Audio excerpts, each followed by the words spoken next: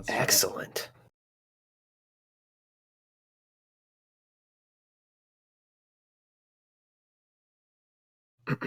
Hello, everyone. My name is Putty, and welcome to the 62nd annual podcast. I am joined, as always these days, by Mr. 3 and 2, the Tuck Man. How are you feeling? It's been 62 years.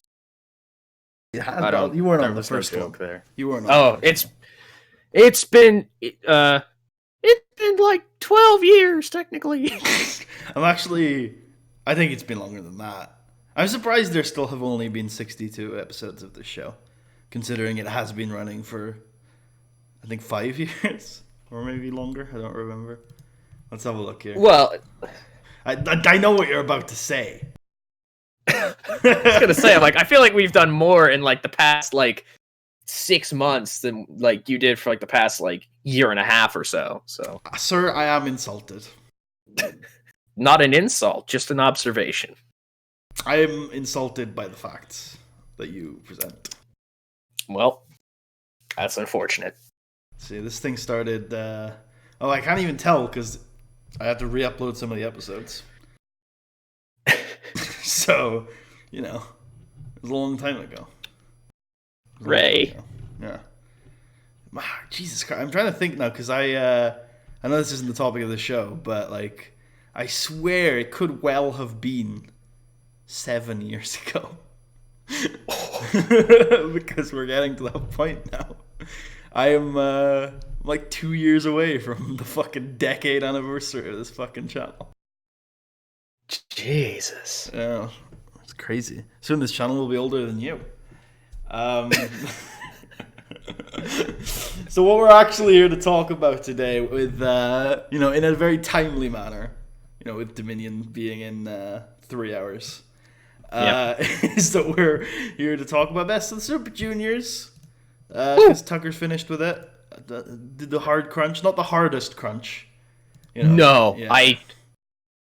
I could have been done a lot sooner, but I went, I can't, The police arrest me if I admit to doing something illegal on the internet.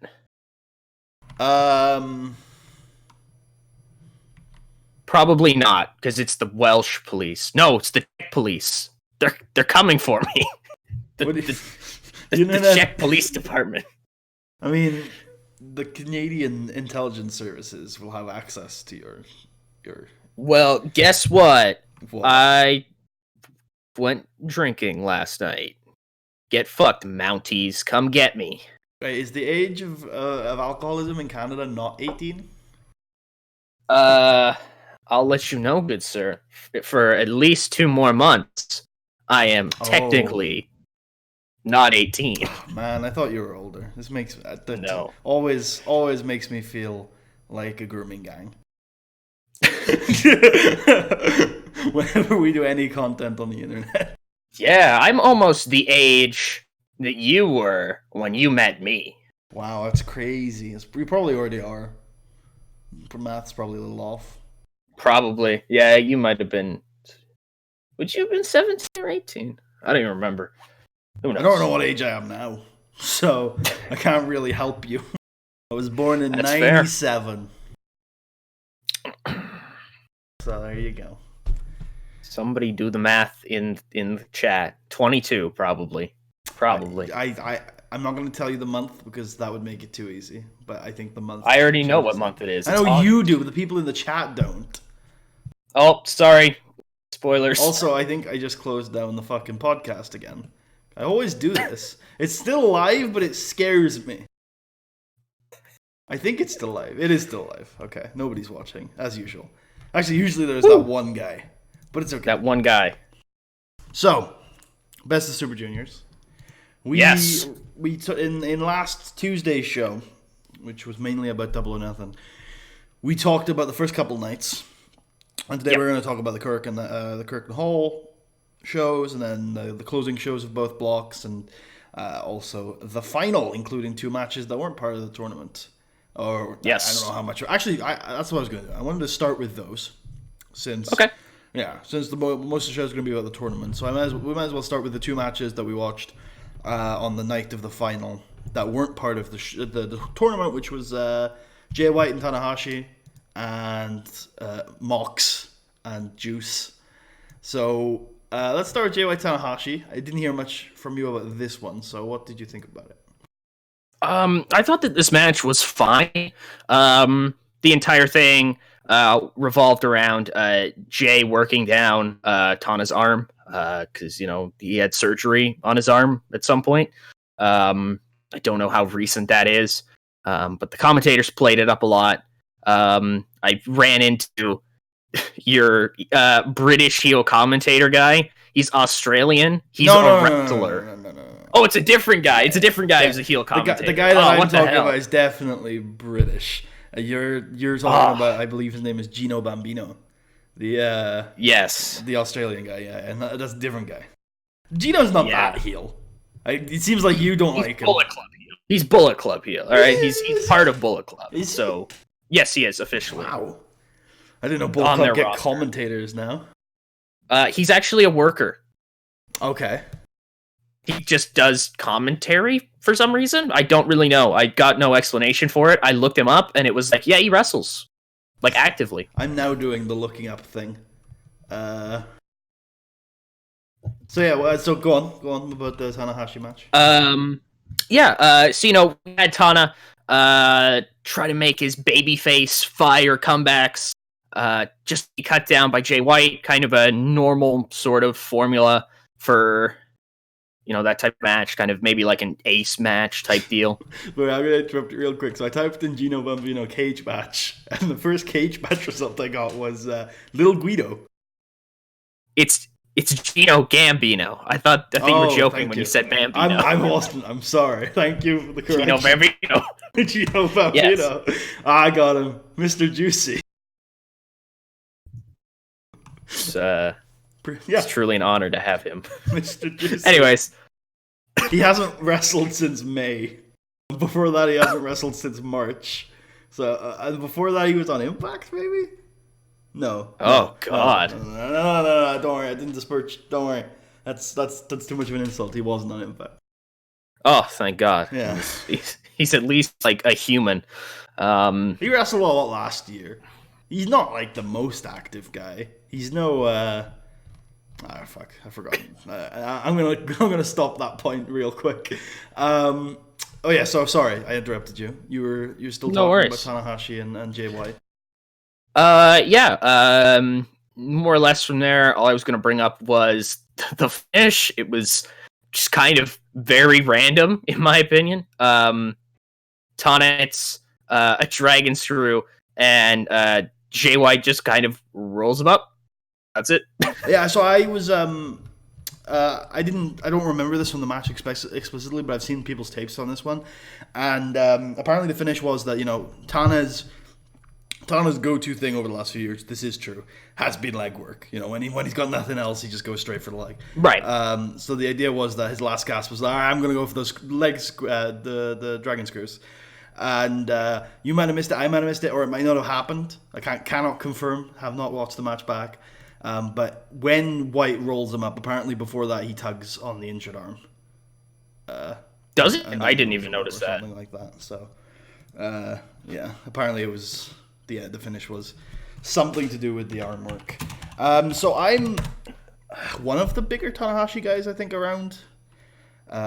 Watched him for a long time. When I started watching New Japan, Tana was the guy. Or when I restarted watching New Japan, modern New Japan, after the dearth that was the mid-2000s New Japan, which was just unwatchable. Tana was the guy, and I really like Tanahashi. I think he's really good, and these type of matches I think bring out the best in him. I do think it's interesting that I don't know whether the going away and rehabbing this spring was shoot or work. But he definitely doesn't look any better physically than he did at the New Beginning when he faced Jay White last time. That was one of the I actually really enjoyed that match last time. This one I think was slightly better. Same kind of ballpark, but slightly better. It's just the type of match that I like. I don't like Jay White, but I thought he played his role really well here. He's growing into it. I still think he's over pushed, but I think he's growing into his role quite nicely. I think you find a lot of people with a very similar kind of like sentiment towards that. That he's beginning to grow into his push. But I still think he definitely has a lot of room to improve, I guess, to finally be where they want to be. Yeah. One thing that I've been watching I've been watching a lot of New Japan this month, because not only have we had obviously this tournament to watch, but we've also been I've been catching up on some stuff from earlier in the year, so I watched a lot of New Japan from February. And then I've also just been watching older New Japan. I just got a craving for it. Just watching some of the bigger matches. Not older, but like, 2012, 13, 14 stuff. And it's just hit me how little charisma Kazuchika Okada has for the position that he's at. I just see him, even in the early days, and he's just like standing there, very I've always described him as like a cardboard cutout anime character, and I was especially evident when he was feuding with Naito, but I'd kind of forgotten about it since he stopped feuding with Naito, and then it just hit me again this week that like he's just really, really flat. And the reason why I bring this up is because I think Jay White's biggest problem that can't be solved is that he's got just no charisma. And so I think that while I don't think I'm ever going to be the biggest Jay White fan in the world, I think that you can become very successful in New Japan Pro Wrestling without charisma. To that point, I've never really addressed what it is, like, I think flat out that like makes me think, Jay White. And I think it might be partially that. Like, he might just not be very interesting. Well, I think he's very awkward with his characterisms. I think that's what the word I would describe. I think it's because they don't know what his character is. He's a knife. He's got a knife, maybe. He doesn't, though. So, like, he stab you in the back. He's a knife. Get it? He's a switchblade. But bullet knife? Bullet knife? What? He's using Bullet Club. Oh, right, okay. They just like elected him into power, and he's just gonna like use them, even though I guess wouldn't be technically like every Bullet Club leader. He's not in power? I don't think. I thought is it Gato or him? I think it's Who's Geto. the leader?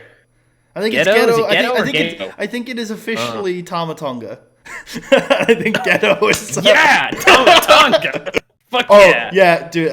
So I went back to watch the Jay White Tanahashi finish. There's definitely some arm work in here. Not only I knew. All I was gonna say is that the moment you mentioned, I recalled that the roll up looked like not like a normal roll up. I want to say like the arm was on the outside of the roll up or something like that. So I'm watching it again. I didn't catch what happened just before the roll up, but the actual roll up itself, he's holding the arm. So Tanahashi goes for the cloverleaf, and Jay White grabs the arm and pulls him into the roll up. There we go. I see it. Okay. Yeah. I like that a little bit more then. So I think he's awkward. I don't know about the character thing. Like, I think it's obviously weird. But Hangman Page is also weird, and he wrestled good matches because he has a bit of charisma and he's not awkward as fuck. There's that.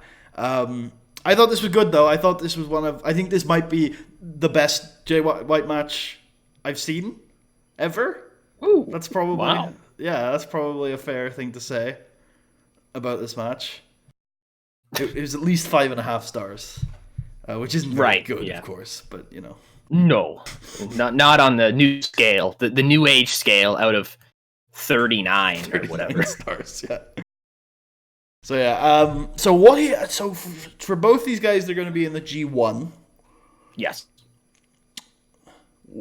What do you think of their chances? Do you think this is the year they is Jay White winning it? Is it time for Jay White to main event Tokyo Dome? Jay White's got a really good shot at winning it. I don't think Tana as much because he just won last year, but Geto is Geto. He does what he wants. So if he wants to just do Tana again, I could see it, but I don't know, with just the way that you kind of mentioned earlier, like Tana is like banged up at this point, man. Like he has been for years though. It's like just take a bit off, he dude. Did, though. Like kind of. He took this taking longer off. I've always heard about him that he gets very worried about that because he feels like he has a responsibility to draw and stuff. Which is probably fair, but I as much as I don't like the people who are drawing well in New Japan right now, it's probably fair to say that they are. They're doing quite well. Like the guys other than Tanahashi are drawing quite well. Although that said, they did just lose Kenny. Who I think was quite a big business piece for them. So I don't know if I think Tanahashi probably isn't going to take any time off.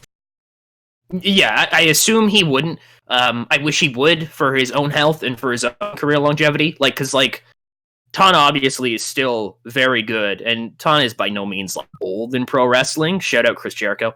But shout out the two. I haven't seen this match yet. I had the show on in the background. The WWE show on Friday. I had it on in the background. Oh, I heard about this. Yeah, and I haven't watched the match yet. But I really kind of think I'll enjoy it in a sick kind of way because I've seen some gifs of it and it looks like fucking brutal. The main event from that show, in like an unintentional way. By the way, I know what your point you were trying to make, but Tana's definitely old. I wanted to confirm. I thought Tana might be like 39 or something. No, he's 42. He's gone. Yeah, I knew he was like older, but not like Chris Jericho. Jericho's not even that old. Yeah, is Jericho like 49? I think Jericho's like 49, I want to say, yeah. But I just mean, like, Tana is working still very, like, high-level matches at this point, and it's not like Tana necessarily needs 100% of his body, but it would be nice, you know? Yeah, I'd like to see him cut back. I think the only great match... like top end, I don't know, I can't say that either.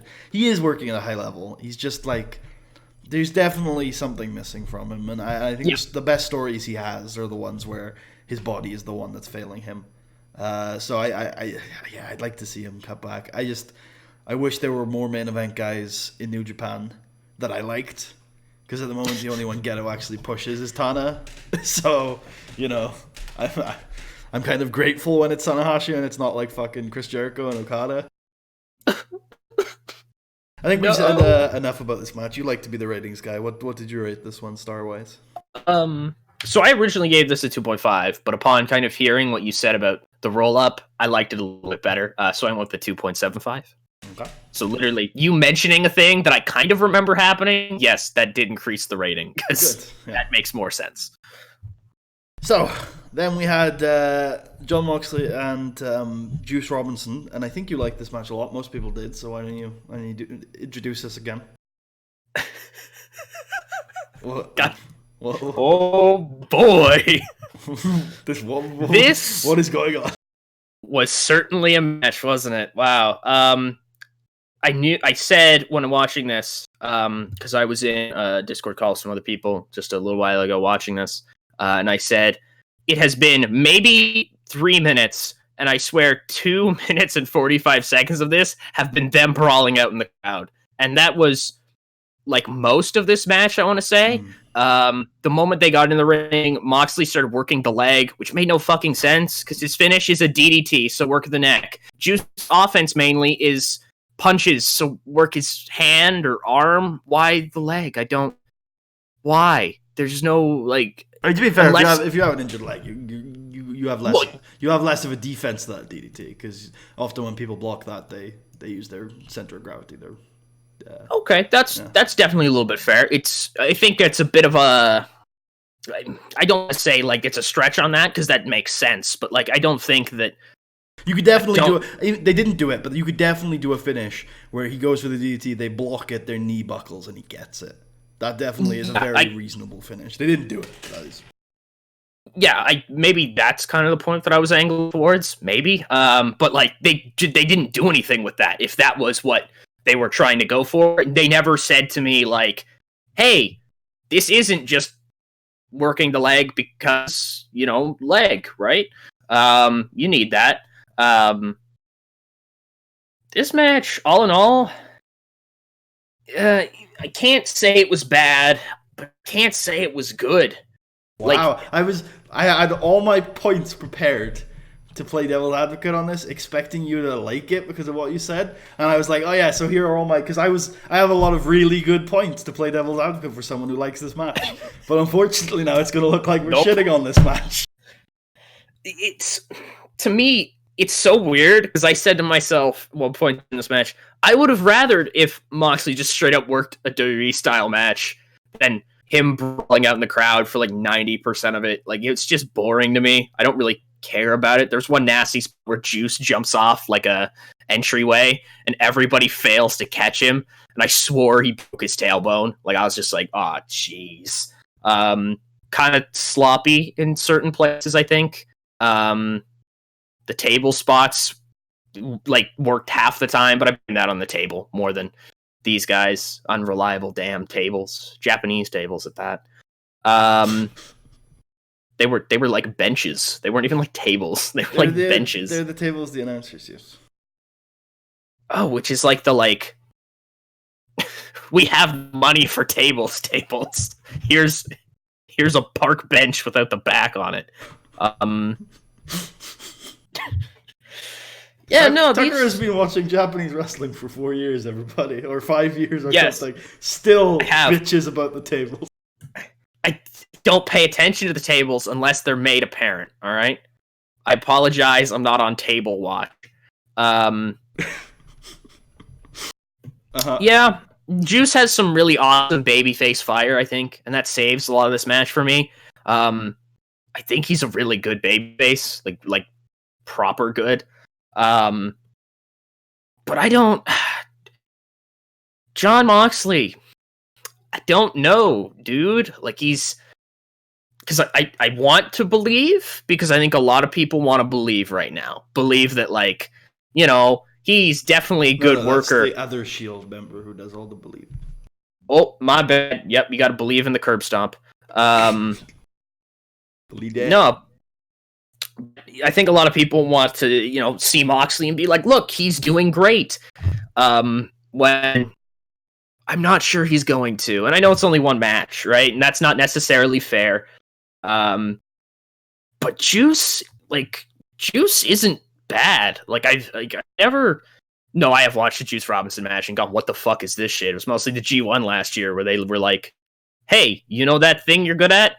You don't do that because storytelling. And it's like, but storytelling for the sake of, like, any quality, like, all quality. So that was painful, that G1. Never mind. That's a different point. But I don't think this match, and me not liking it, is Juice's fault. I think it falls a lot on Moxley, which sucks to say, because I don't immediately be like, I don't like him, because I feel like I don't want him to end up like Cody, where, like, he's kind of just there, and maybe he does some okay stuff sometimes, but most of the time it's like, oh god, he's wrestling. You bring up a little bit. I don't know if there's, sometimes when I say that, you fix something. So you're breaking up a tiny bit. Oh, I don't know. I can kind of come in a lot closer. I don't know. All I was saying was I don't want Moxley to end up like Cody, where most of the time he's like, yeah, okay, that's fine. But, like, there is another most of the time where it's like, oh, geez, this is really not very good at all, is it? I want to root for him and I want to cheer for him, even though he's a heel. But I just don't know if I'm going to be able to, if this is kind of what I'm getting all the time. I don't know what I expected from, I don't know. I guess that's the main thing coming out of this match. I don't know what anybody else expected. Like, he's never been like a top, like, work guy. Like, he's a deathmatch guy. So, I think I have a take now that I can take, is that I thought a lot of this was, so what I've seen from my circles is that this was very much like WWE style matches are quite difficult to work, and these two guys worked a much better match outside of that system. And I think the point that I would make that isn't like necessarily damning the match, as I was planning to, is that this was very much a look. This isn't a WWE style match in a good way, and this was also very much a look. This is a New Japan match, in a couple of ways. I felt like, so for me personally, I thought all the brawling was really good. I thought it was really hype. Also, I'm watching that again, and people do catch him. It's not great though. I'm gonna watch it one more time. No, he lands pretty rough. I don't know. I'm looking at it. Look, but this was, so I enjoyed the brawl stuff. I thought it was really cool. I thought what they did in terms of bringing the psychology into wild brawl was really good. I think I agree with most people on that one. The wild brawling was really fun. I'm a brawl guy. I've said on this podcast many times that oh god, nobody catches him. I said on this podcast many times that I'm very much like, there's one style that I'm very biased towards, it's brawling, and I enjoyed it for the most part. The psychology they brought to it, the intensity they brought to it was really cool. There were three things that I felt like held this back from being a top level match. I did think this was really good, and I rated it as such, but the things that held it back were that, first of all, Jon Moxley, I think he's better than your damning indictment, but he's definitely not got the attributes to pull off the technical aspects of the brawling as well as Juice does, and I think Juice is a great brawler, but Jon Moxley is not at that level, and those punches looked really bad at times. The strikes looked really bad at times. Then the last third of the match, they decided to just work a standard New Japan finish, and it was bad. There were no flips, there was no exciting moves or anything. It was just really slow. It was very much what you'd expect from Jon Moxley working in New Japan main event finishing stretch, and so I wasn't a huge fan of that. There was a third thing, but I've completely forgotten it. Oh yeah, that's it. Just the general pacing of the match. Like, it was completely the opposite of what you would expect. And I guess that's kind of cool from a storytelling perspective, where it's like, oh yeah, you've gone all out for the first 20 minutes, and then you're all exhausted in the back end. That's an interesting concept to an extent, but I do like wrestling pacing. Is one of the things I mention the most when I talk on these shows about matches. I think pacing is really important. I think if you're gonna de-escalate a match, you have to do it correctly. You have to do it in a story-rich way. And you have to re-escalate it again at some point, and they never did. I think that's probably my biggest problem with the pacing of this match, is that they de-escalated, and then they just left it there. so like, I don't think it was great, and that criticism goes beyond the finishing stretch too, because they were just throwing bombs at one point, and then they were slower down, and it's just like there was no sense of escalation in the front half of the match, and there was a lot of, it wasn't a great match. I don't think many people are saying, I guess they are, but these are like the New Japan has a match of the year candidate every show kind of people that are saying this was a great match. But I do think it was very good. I'm probably a lot higher than Tucker by the sounds of things, which surprises me. But I thought it was really good. I think I am excited to see Jon Moxley in the G1 if it happens. I think that will be fun. And one thing this match made me realize is that I wish Jon Moxley had done the Chris Jericho role a year ago in New Japan, rather than Chris Jericho, because I think he could have had some fun matches with Omega in those new DQ environments and wild brawl environments and stuff like that. And I'd be a lot more excited about seeing him on Sunday than I am about Jericho. The only thing that I thought of immediately when you said Jericho, or not Jericho, I was going to call him Ambrose. Oh man, I'm such a WWE mark. Look, I think you can't really say that sarcastically, when I think this show is the only show in all of the pro wrestling world right now that has made the claim, and I stick by it, that the best wrestling in the world in 2019 is being produced by the WWE. Yeah, probably. Anyways, Moxley in that Jericho role, I agree with that. I think that's a lot better, even if just because it would have to have been better than Jericho, right? Like anything but Jericho. Which is okay, because now he's fighting Kenny in AEW, and maybe that will be fun. Maybe Moxley or Moxley, yeah. That's his first feud. Cool. I mean, yeah. Hopefully, I mean the reason why I said specifically that role is because the path they went down, grand big spectacle match into no DQ brawl and stuff like that. Or maybe I'm thinking of the Naito stuff. I didn't really watch the Kenny stuff, but I swear that Jericho and Kenny had a few death matches, or New Japan death matches. A few death matches. Hard. Break up the light tubes. Fucking whenever I think about that, I think about Stardom over the last few years when they bring out the fucking exploding baseball bat match. I was fucking still the most surreal experience I've ever watched in pro wrestling is having a match between 4 very petite girl wrestlers where it looks very cartoonish, but I'm also fucking terrified because they're blowing each other up. Last point I just wanted to get in really quick about Mox Robinson. Both Juice's lariats are proper nice. Like, I don't know how to describe the effect, but when he hits Moxley, there's multiple times where you can see the sweat come off of him. I don't know, it's almost like the best way I could describe it is he hits him so hard with a lariat that his body jerks back so fast that the sweat doesn't even have time to move with it. That's obviously not how that works, but that's the power that I've seen there. And Moxley actually hits a couple of these later on where that exact same effect happens. I think it looks fucking great every single time it happens. It looks like they've been shot by a gun, just with the way that they jut back and you can see sweat from their body fully removed from it. Looks like knocking the soul out of them. It's great.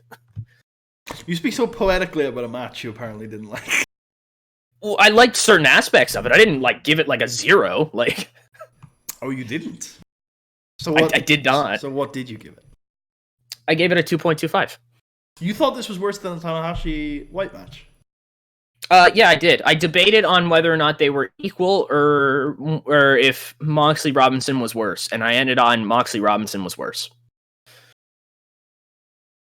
Interesting. Do you want to explain that? Sorry, this was when I was supposed to get up. This is when we were supposed to start the show. Oh yeah, I just seen that. So that was my phone alarm. I tried to put, and I was trying to turn off the alarm before I pressed the push to talk button, but I was like, I can't leave him any longer, so I just pushed it. Which would have been pretty funny, actually, because that would have meant that you would have woken up right now, and I would have been like, are we going? Oh yeah. Well, the problem was, I only got 2 or 3 hours, so the problem was to get 5 full hours of sleep, and yeah, I was gonna message you I'm up, we're going. I just need to get up. I was gonna get up at 5:30. So what? I'm interested in you explaining that difference, just out of curiosity for people. What was the quality difference you saw?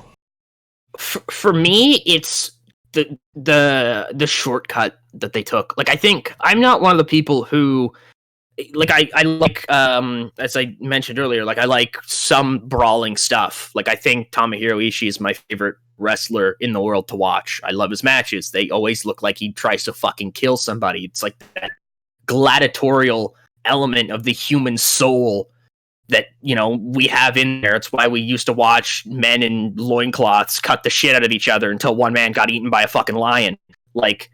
There's something in there that's fuck yeah. It's why people like UFC, the UFCA. But most of this match wasn't that. It was them. The opening really hurt it for me when they started to bring out the tables and stuff like that. I needed, for this match, in my opinion, I needed it to be, hey, Jon Moxley can wrestle. And they didn't really show that to me. They almost seemed like they did everything possible to hide the fact that, hey, he can't really do that much at all. Because they did 3 different table spots. They were out brawling in the crowd for the first maybe 8 minutes or so of the match. A lot of it was all around the ring. If they were more in the ring and they tried to do more stuff in the ring, whether that be brawling, God forbid, technical wrestling with these two, well, the technical side definitely damaged my thoughts on the match. But if they did more brawling in the ring, kind of like they did with the lariats and stuff like that, you talked about how kind of they de-escalated, never amp back up. I agree with that, but I think that there's certain points where they try to, as in they get really like stiff with each other out of nowhere, or at least Juice attempts to get really stiff, and Moxley does his best to keep up, and occasionally does so somewhat competently. But I think just that stuff, being on the outside too much, I think that to me screamed like, oh no, Moxley is like not ready for this. Nobody has any faith in him. Well, I'll say that I take those matches from Moxley for an entire run. Like, the reason why I disagree with that is because I think this was way better. That even if he was mildly good at in-ring stuff, I think this was better than that. I think this is better than Trent Beretta, who's been pretty decent having a match with I thought that match was pretty good, Trent Beretta and Juice. But I thought this was better than that because there was just more psychology to it. There was more stakes to it. They wanted to beat the shit out of each other. It wasn't just this kind of exhibition match that New Japan main events tend to fall into. And that's why I disagree with you, because I never wanted to see that from Jon Moxley. I wanted to see this, and I'll happily watch this for the rest of his run. That's fair. The only thing that I could think of to kind of counter that is, like, why are they going to such lengths to beat each other? I guess Moxley wants his belt and Juice is upset that Moxley is targeting him in vignettes or something like that. Like, to me, they tried to work like a big blood feud type match when, like, these dudes have barely interacted with each other. Like, I don't think it was full-on blood feud. Like, it wasn't like they were obviously there was some elements of it, but I definitely think these two, there's a level above this when that comes up. They just really respected the championship, and there are, you could go further with the story you just talked about, like the fact, and I'm not one for external stuff personally, so it's not a big deal to me, but you could say, the stuff about like Juice being very insecure about his time in the WWE, and Ambrose represents that and stuff like that, and everything that Juice has done in New Japan has been antithesis to that, so seeing Ambrose again is really frustrating for him. Shit. I mean, that's the story they were selling. I don't watch the pressers, so I never got any of that. Kevin Kelly never brought this up on commentary. Nobody ever mentioned that, so there's definitely stuff there. The only thing that I did catch was the promo afterwards from Juice. I don't know if you've seen this or not, where he's just like, any element of CJ Parker that was in me is fucking dead now. Jon Moxley fucking murdered CJ Parker. I fucking murdered CJ Parker. Yeah, and I like the haircut change. I think that's cool. That's physical storytelling that I like. That was like, that's been a big deal for Juice over the course of his New Japan run, and he's gone. But I wanted, before we move on to the actual tournament, I wanted to finish on this Tanahashi, this match comparison between the two, because we talked a lot of negative. I want to know what you thought was positive about the Tanahashi Jay White match that made it better than this one, because you talked a lot about why you didn't like this one, but why was the Tanahashi Jay White match better? What was good about that match that you preferred? I think overall, the one thing that I could kind of think to compare and contrast the two of them, it was the different like working of the limbs. Like the very first thing that jumped out to me was Jay White worked Tana's arm, and it was described very well that, Tana's had multiple surgeries on his arm. His arm's really in the best shape, even though he has taken some time off. It's probably not great. Jay White even at one point actually rips off Tana's like arm pad and arm sleeve or whatever to get more into that. They show the scar, his surgery scar, on the camera. And, as I've learned now, even it ties into the finish. Where here, Moxley feels like for an entire 3-4 minutes or so, works Juice's leg entirely. He stomps away on it. He wraps it around the ring post. He hammers it off the ring post a whole bunch. And that kind of doesn't lead anywhere at all. And I think that it's like a loose string like that, kind of, that separates these two matches. And geez, I was about to say, man, Jay White, he's doing that pro wrestling, but like, yeah, man, Jay White doing that pro wrestling, I guess. I like. This is pretty good. You came really close to actually being positive about the match for a minute there, and then you still veered into the negative. So yeah, that was good. Well, no, I had to just I had to. You had to take your shot. You mean Jay White? I should, yeah. Not Fuck even you, Jay White. Yeah, not even. You were right with the first time with the talking about Ambrose. Ambrose Moxley, yeah. Ambrose Juice, which, Yes. yeah, it's fair, yeah, you're making a comparison, but still, it was just funny how it couldn't quite keep you on the tracks of positivity. Alright. I don't watch wrestling to have fun. I watch wrestling to criticize. Cool. Well, let's criticize the 3 nights of Best of the Super Juniors at Cork and Hall. Going into Cork and Hall, the Cork and Hall shows. Hold on a second. Yeah, I have no idea what shows these are, by the way. So, what nights these are? Well, for me, it's day 4, 5, and 6. I imagine for you, well, actually, I can work out what it was for you. Just say whatever first match you want to talk about, and I'll find it. Sure. It would have actually been the day before. No, I won't bother with that match. So Taiji versus Taka would be the first match.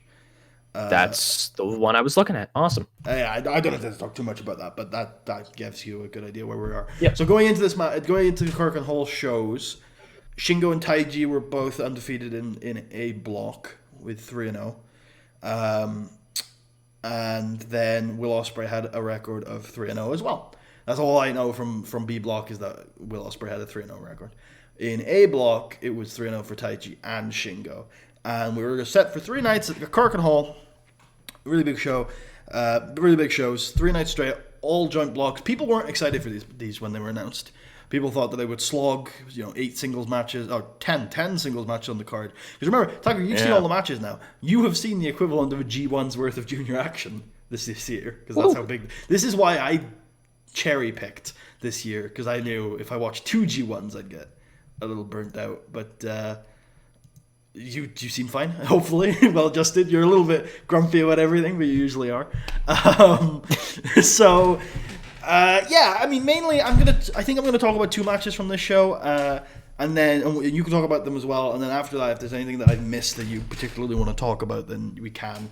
I wanted to talk about Marty Scurll and Shingo, and then El Fantasmo and Will Ospreay. So we'll start with Scurll and Shingo. I thought this was good. I thought this proved. I thought Marty Scurll actually had a pretty good tournament. Might be his last tour with New Japan, if rumors are to be believed. I don't actually know where. Gotta go to NXT. Yeah, I don't know where he's going. Like, all I've heard is he's leaving, and I'm like, is he leaving for NXT? Is he leaving for the AEW thing? I don't know where Scurll's going. But apparently this might be his last tour. I don't like Scurll. I'm not a big Scurll fan.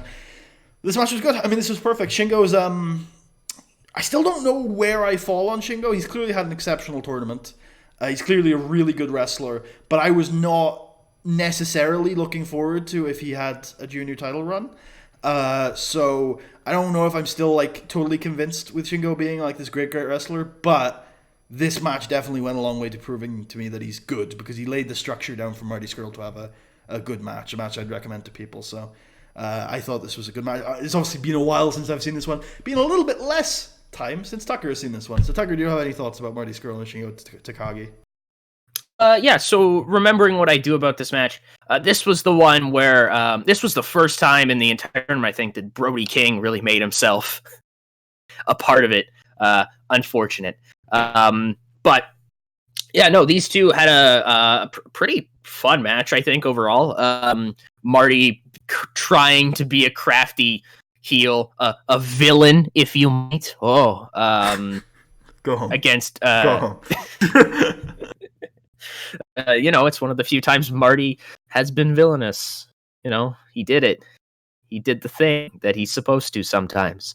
I thought his gimmick was that he had an umbrella, not that he was a villain. He thinks he's a bird.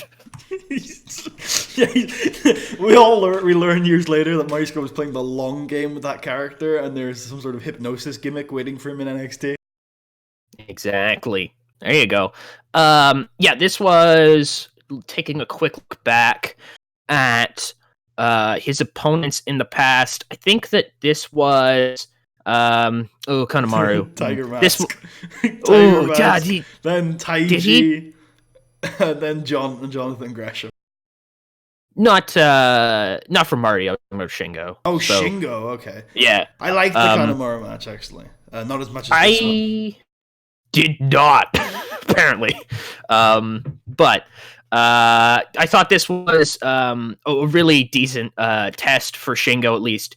And he knocked it out of the park. Him and Skrull both, actually. I think Marty has a lot to do with why I like this match a lot. And I think both of these guys kind of excelled in this match. As you kind of said, it was definitely like Shingo's type of match, I think, with Marty's kind of antics working around the fact that Shingo is this monster, doing everything he can to try to beat him, cheating, bringing in Brody King. And I think in the tournament overall, outside of fucking Dookie, fuck off, this was the first real match where it was like, oh shit, like he's gonna cheat to win. Oh no, Kanemaru, why the fuck do I forget these things so easily? It went, no, Kanemaru did that like the whole tournament. I guess it was the first time I thought was really cool, which we're going to talk. Oh, it's on this show actually. We'll talk about that after this. Is it? Yep, I can see it right there. Okay, I guess we're done with Marty Skrull, Shingo Takagi. What rating did you give him? We'll move on to that. I gave this a 3. Okay, so Sho versus Yoshinobu Kanemaru was on this show.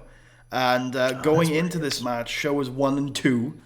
He had just won his first match the previous night. So, you thought at this stage, you still kind of thought Shingo might drop 2 matches. He's got Dragon Lee and Taiji left to fight. So there's a chance Shingo drops those matches, and Sho might have a chance.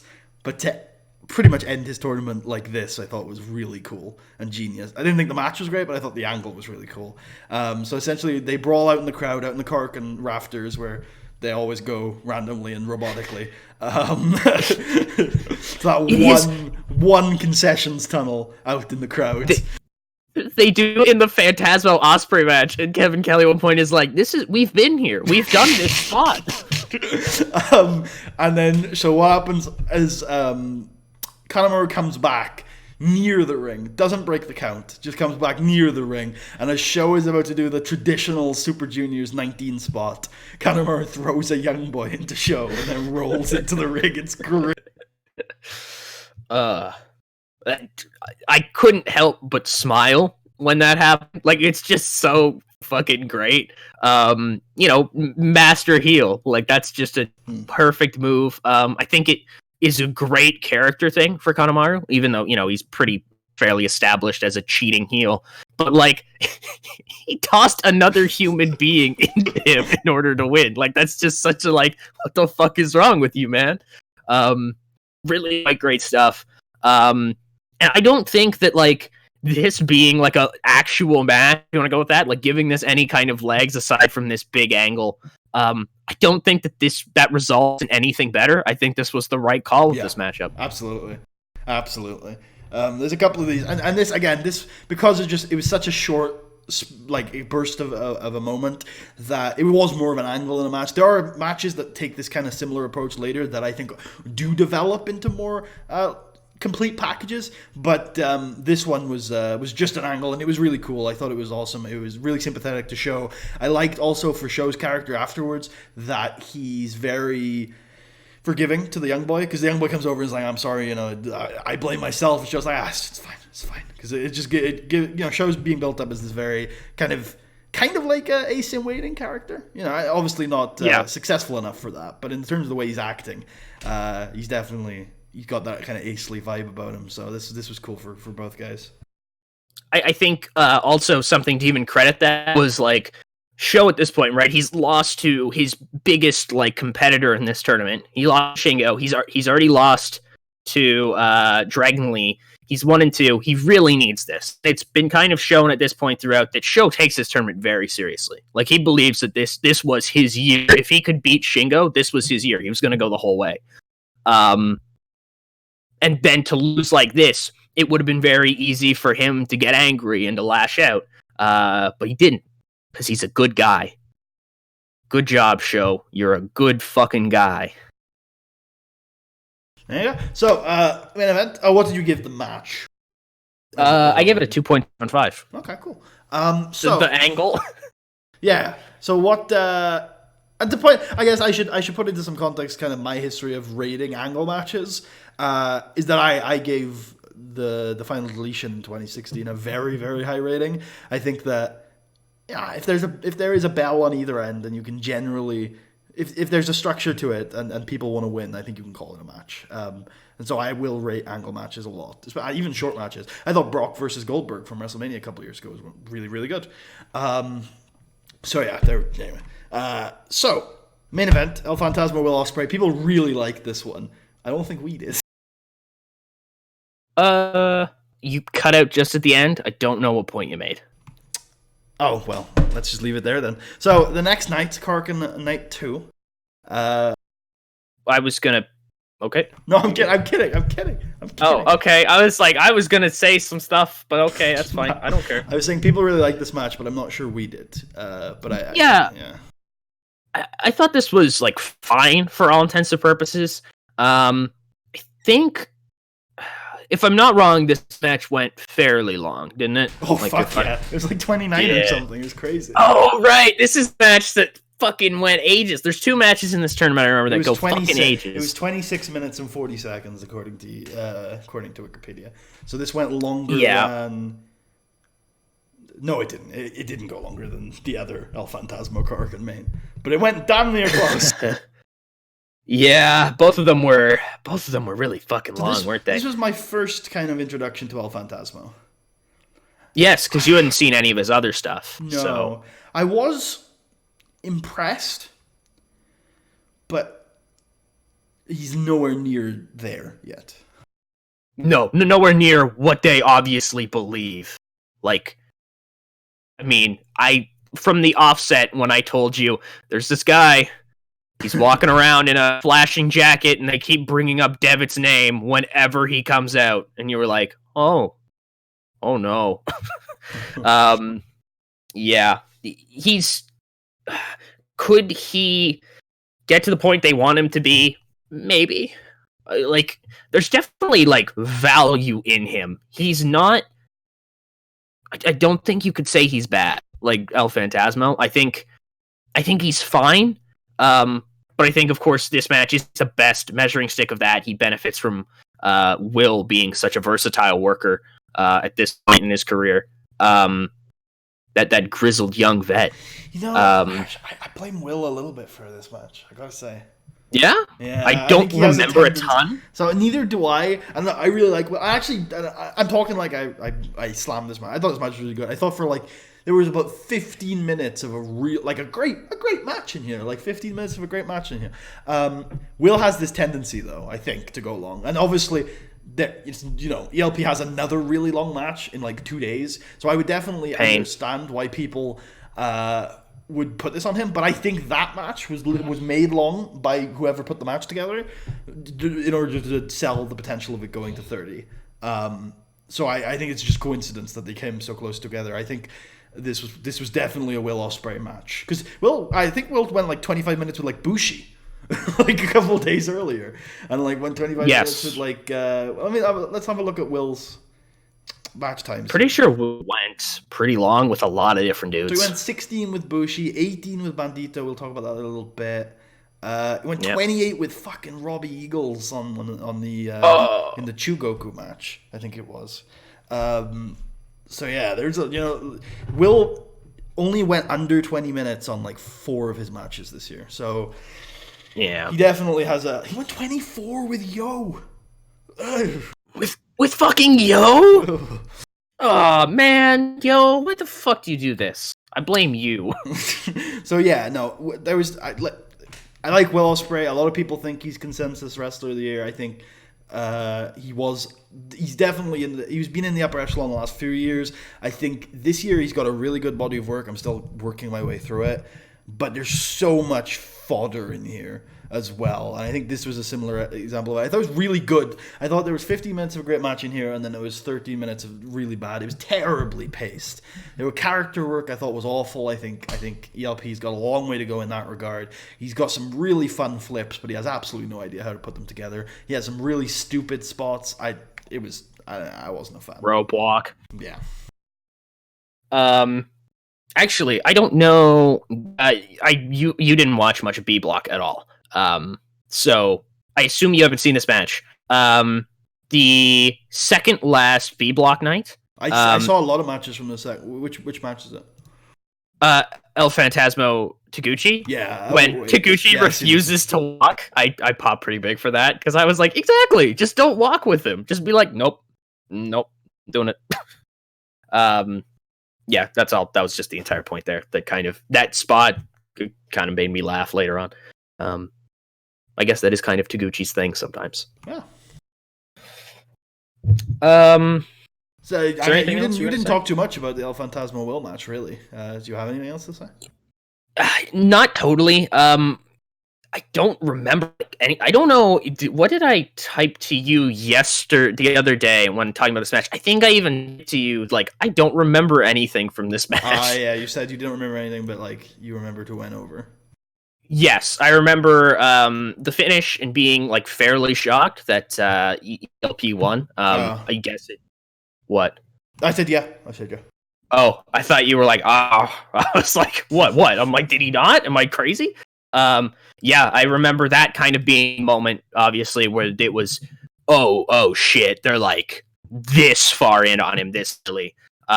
Which I don't necessarily approve of. I think that's kind of been a bit of a trend lately, with New Japan, looking at Jay White and then El Phantasmo, kind of being all in on two guys who could probably use just a little bit longer to just shore things up a little bit. They don't need to immediately be beating your junior ace pretty much at this point. He's won this tournament fucking 3 of the last 5 years. He doesn't need to beat that guy. I get that you want to give a big win, but save it maybe, or don't give it to him now when he really doesn't deserve it. I'll be totally honest with that. I'll say it again. I sound like I'm ending this man's career, and I don't mean to, because I think that he has some potential. I think he's almost maybe there, but I'm not sure. For every single time I think in this tournament that I looked at ELP and I said, there's pieces there of something that could be really quite decent at some point. There was a match where I went, geez, why the hell is this guy even here? But I mean, I watched all of B Blocks, so what the hell was I expecting? So one thing I want to mention before we move on is that I think this match had a lot to do with setting up B Block's endgame. And B Block's endgame was really fun this year. I think a lot more fun than A Block in terms of storytelling and points and stuff. And I'll talk about it more when we get to the Robbie Eagles Will Ospreay match, because that's when it kind of gets set up. This definitely laid the groundwork, and ELP having the tiebreaker over Will was quite a big deal. So moving on to second Karkin night. Oh, before we move on, I just want to briefly mention I thought Jonathan Gresham versus Teton was very good. Yes, I am very much similar. I went great at actually. Wow. Okay. I like that match a lot. I didn't go as high, but I definitely really liked it. Yeah, I thought it was a good match for both. Do you have anything else? Do you want to talk about that match some more, or is there anything else from this card you want to talk about? Not totally. I'd say if you haven't, I'd say watch Gresham Teton. I think it was a really fun match. I think Teton actually got to kind of show off his technical side a little bit more than he had previously in this tournament, and a little bit more than he would actually the next 2 days, I believe, because he faced next 2 days, because Taka isn't doing shit at this point. He's fucking barely alive. And then his match versus Dragon Lee was actually, we'll get to that when we get to that, because I had opinions on that. Yeah, sure. So yeah, I thought it was fun. So second night of Cork and Hall. I'm gonna note 3 matches we can talk about here. One I'm just gonna briefly touch on. I really liked Skrull's show. I didn't think it was amazing, but I did really like it. I would recommend it to people. It was just a really cool show match with some really competent Marty Skrull wrestling. I actually thought it was better than the 2 main events, but we're going to spend more time on the 2 main events because they've been more hyped. Do you have anything to say about Skrull's show before we move on? This was my hold on. I'm going to make sure I'm looking at that right. Yep. This was my highest rated match of this night. This was, I think, the point when I watched this match. I think I ended up messaging you like, holy shit, like, show is really fucking good. Like, I think that was when that happened. Believe I messaged you. If not, I said it to myself, something like that, and I thought I messaged you. You said it a few times across the tournaments. This might have been one of those times. It was often without context. Yeah, this was definitely... Oh, his match against Tiger Mask. I think the next night I said the exact same thing, because I have that rated fairly good. I think I said a lot on the intro thing, but it's kind of carried over. Show is really good. Like, really, really good. And as the tournament went on, I became less harsh on Yo as I was the first time when I was like, Yo is such a big jobber. I think Yo's actually fairly competent. Yeah, I agree. That was my bad. I looked at one, looked at the other, and tried to fucking Genetti poor Yo. I think Yo is quite fine. Definitely kind of deserves some of the wins he gets in here. But Show, man, they obviously see it in him as well, which is great because I want to see more of him. I want to see more of him in big profile things. And I'm very excited. It was kind of mentioned actually on the A Block final show, I believe. Or no, the A Block final show. Oh, not as in show, but show as in SHOW. When he was fighting Gresham, talking about how like now that people kind of seeing both of these guys on their own, kind of fully knowing their styles, like it will be really fun probably to see them team up and defend their tag belts again. And I immediately went, yeah, that is going to be very fun. And I have a team I'd really like them to face. We'll talk about that soon. So main events: Bandito Ospreay, Dragon Lee, Shingo Takagi. Bandito Ospreay, people really like this match. Like, really like this match. And I thought it was good, but I wasn't... I think at this point, other than Romero, this was my favorite Ospreay match, but, like, I don't think this was as... Like, I don't think this was a match of the year contender. So, what do you think about this match? Very similar. I think good, but not, like, great at all. I think that there was... I'm trying to remember pieces of this. I don't know why I remember some matches, but not others. Well, if you I don't guess remember we can move on from it. I really don't, and I apologize for that, because, you talked about how much people are going on about it, and I wish I could say something, but I don't really remember that much. I'm sure we're going to have a hell of a lot to say about the final in context, so yes. if we move through some matches quickly, that's fine. So Lee Shikagi, I don't remember a ton about, but I don't... Shikagi? Yeah, we're going to call him Shikagi from now on. Final day in the final match, Kevin Kelly calls him Chicagoans. Oh, I remember that. He pauses and he gets it right? He says that, he pauses and then he gets it right. He's like, Chicago, Shingo. He like looks around. So I like both these guys. I think Lee, aside from the show match, has had a tendency to underperform. This is why I was quite happy we're not going to see this today as the junior heavyweight match. But yeah, I thought this was good. I thought Shingo's had much better matches in the tournament. Yeah, I'd agree with that, definitely. I think that both of these guys individually had better matches up to this point. Both of them with the same man, my beautiful boy, Show. Well done. Also worth mentioning, it was at this point that A Block pretty much lost all of the tension because it was pretty much over at this stage. I mentioned that to you, and kind of I'll bring that up again, I think, when we talk about the final, or I guess the A Block final. But yeah, no, there was certainly a sense of like desperation from the viewer on this one, not so much on Dragon Lee's part, if I recall correctly, which kind of, it definitely hurt my perspective on it. I was expecting something like Show's match, but a lot bigger, because Dragon Lee needs to win this, or else he's going to have to fight Shingo down the line. He's going to have to deal with the fact that Shingo's this unstoppable monster. He's going to have to deal with the fact that Shingo is probably going to win A Block, deal with the fact that he might win like best of Super Juniors anyways, and even if Dragon Lee finds a way to beat him once, Shingo's probably got a decent case for fighting him again down the road very soon. So I wanted more of that desperation from Dragon Lee. I just don't think he brought it. I think the desperation was sold pretty all right by, I think, both the crowd's reaction and the English commentators.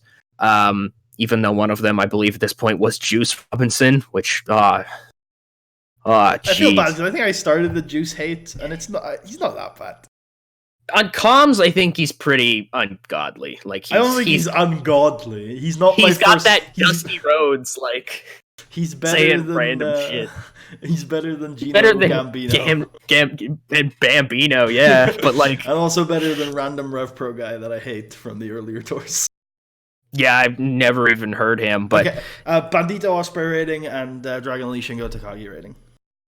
3 and 3.25 respectively. Interesting. I went higher on Osprey Bandito, but fair enough. It's very similar ratings though. So next night, which is yes. I don't have. So we had El Fantasma and Rocky Romero.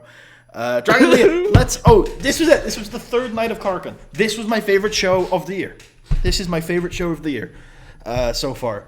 Wow. Everything that I watched on this show felt different. It felt fresh. It felt unique from everything else in the tournament. We had Show and Tiger Mask in if I remember correctly, quite a technical-based match, which was really cool. It was worked really well. It was overall quite a high-quality match. I'm just going to briefly talk about everything on the card, then we'll hone in. Narita Osprey, second favorite Osprey match of the blocks, I think. Really fun. I think Ren Narita has this snap to his suplexes that I think is really fun and cool. Osprey was doing some dirty stuff, not dirty stuff, but like nasty stuff that really meant Narita got to fight from underneath, and he's all right at it. He's definitely got a long way to go. He's a lot like Kazuchika Okada, so I'm sure he'll do fine. In that he has absolutely no charisma, but his suplexes look really cool. I thought this match was really fun. Osprey was also selling them like death. Skrull Kanemaru I thought was pretty good, actually. Much better than I was expecting. Definitely the worst. Nope, not the worst match of the night. There's the main event. Oh, God. Did you miss a match there, Tart? I'm not watching the B-block matches. Oh, apology. Yeah. No, it's an A-block one. Maybe I've got them in the wrong order. So Shingo Takagi Possibly. versus Taka Michinoku. Was really good as well. That's so not really good, but good. I liked this was the last match Taka had. I thought it was really cool. One that he came at Takagi with some real fire. If the match was about 5 seconds shorter, I thought this would have been really good. Not 5 seconds, 5 minutes shorter. It would have been really good. I thought that this had some real fire to it. Shingo Taka obviously hurts his ankle pretty early on to this match, and I think this is a good kind of lesson for anybody who's still kind of old, like very against kind of some of the selling that you see in some of these matches, because that man literally had a broken ankle, and that's how he wrestled. That's how a broken ankle looks. It's not I can't do anything, it's that it really fucking hurts. So yeah, a very interesting lesson into what an actually injured wrestler looks like. So that you can apply that to your selling criticisms. And then Jonathan Gresham, Taiji Ishimori, I thought was good. One of Taiji's best matches in the tournament. Taiji, of course, we now know is working through a really bad neck injury the entire time. Dragon Lee and Teton was amazing. Really liked this match. On the verge of being a really great match. Dragon Lee and Teton, by the way, the team I would like to see feud with Roppongi 3K towards the end of the year. And then El Fantasma, Rocky Romero, which was a good idea. But yeah, it didn't go so well. So I think you missed a match entirely then. What match? Show Tiger Mask. I started with that one. I did talk about it. You? Yeah. Really? Oh my god, my brain, like, I thought you immediately started talking about Ren Will. Oh, that's weird. Okay, never mind. Fish oil. Mini stroke. Yeah, mini stroke. All right. What do you want to talk about? Wow. So Lee Teton and Fantasma Romero are the key ones. But if you have anything else to talk about the card, you can. The only thing that I would really want to talk about is your points with Ren and Will. I very much agree with. I thought that Show Tiger Mask was Show's greatest test. And I think he knocked it out of the park. I really enjoyed that match between the two of them, which is wild, I think. I thought also Tiger Mask was really good in that match. Now that I'm remembering it more, he like had this very kind Like, of old school, putting the youngster down kind of vibe to him. that's kind of what I remembered. I was hoping I remembered it properly. That it very much felt that Tiger Mask was like, who is this young guy? He's very much me before seeing Show's first match. Like, what is he doing here? He's a tag team wrestler. And then, like, Show kind of knocking that door down. I thought that it was just a really great match. I think Tiger Mask played a role that he should often play in these tournaments. I think he was all tournament. I thought Tiger Mask had a really good tournament. Well, like, you think he played this character like that? Like, I'm fucking Tiger Mask. Who the fuck are you guys? And really like this nasty style, because that's what I felt like Tiger Mask did. This very old Gresh, like very. What's that? Definitely against Gresh the night before. Yes, he was like that a couple times. I thought he had a decent match against Dragon Lee, where he was kind of that style. And then I think that was about it. But also he also started the tournament with an injury, and he can't do too much for most of the nights. To be fair, he has to pick his moments. Yeah. But anyways, I really like that match, and I am ready to go to the big ones we want to talk about. Okay, sure. Go ahead. I'm gonna go grab a drink. You can talk about them. All right, sounds good. So, Teton Dragon Lee. Teton Dragon Lee was tied for my favorite match of this show. I have it tied with Ishimori Gresham and Narita Osprey, actually. I think Teton Dragon Lee has a lot of really great story beats in it. One of them is Teton hits some form of dive to the outside. I don't remember specifics. Onto Dragon Lee. Actually ends up checking on Dragon Lee, making sure he's okay. And that's not like a fuck up or something. Somebody's caught something. That's them selling the fact that they are friends. They, come from the same company, and they've traveled together, they've worked together before. And you gotta pick that up throughout the entire match. That kind of both of them are holding back a little bit. And I think that it's actually to this match's benefit a lot that they have that history, obviously. But that Dragon Lee is the champion, because it means that Dragon Lee needs to push harder than Teton. And while Teton would obviously like to go all out, beat the champion, get 2 points, and like guarantee himself a title match in the future, that's his friend. But Dragon Lee, who is the champion, he's been here in New Japan longer, more consistently, I guess, than Teton. They've mentioned in the past that Teton has worked, I think, 2 different Best of Super Junior tournaments before this one, but never staying for any extended amount of time. I hope he does, actually, now. But Dragon Lee kind of has that push to go over the edge and maybe hurt his friend a little bit, because he is the champion. He really doesn't want to defend the belt against his friend, and I kind of think that there's an interesting story there that maybe Dragon Lee, went that extra mile in order to prevent him and Teton fighting again, possibly putting further strain on their relationship, especially for a belt.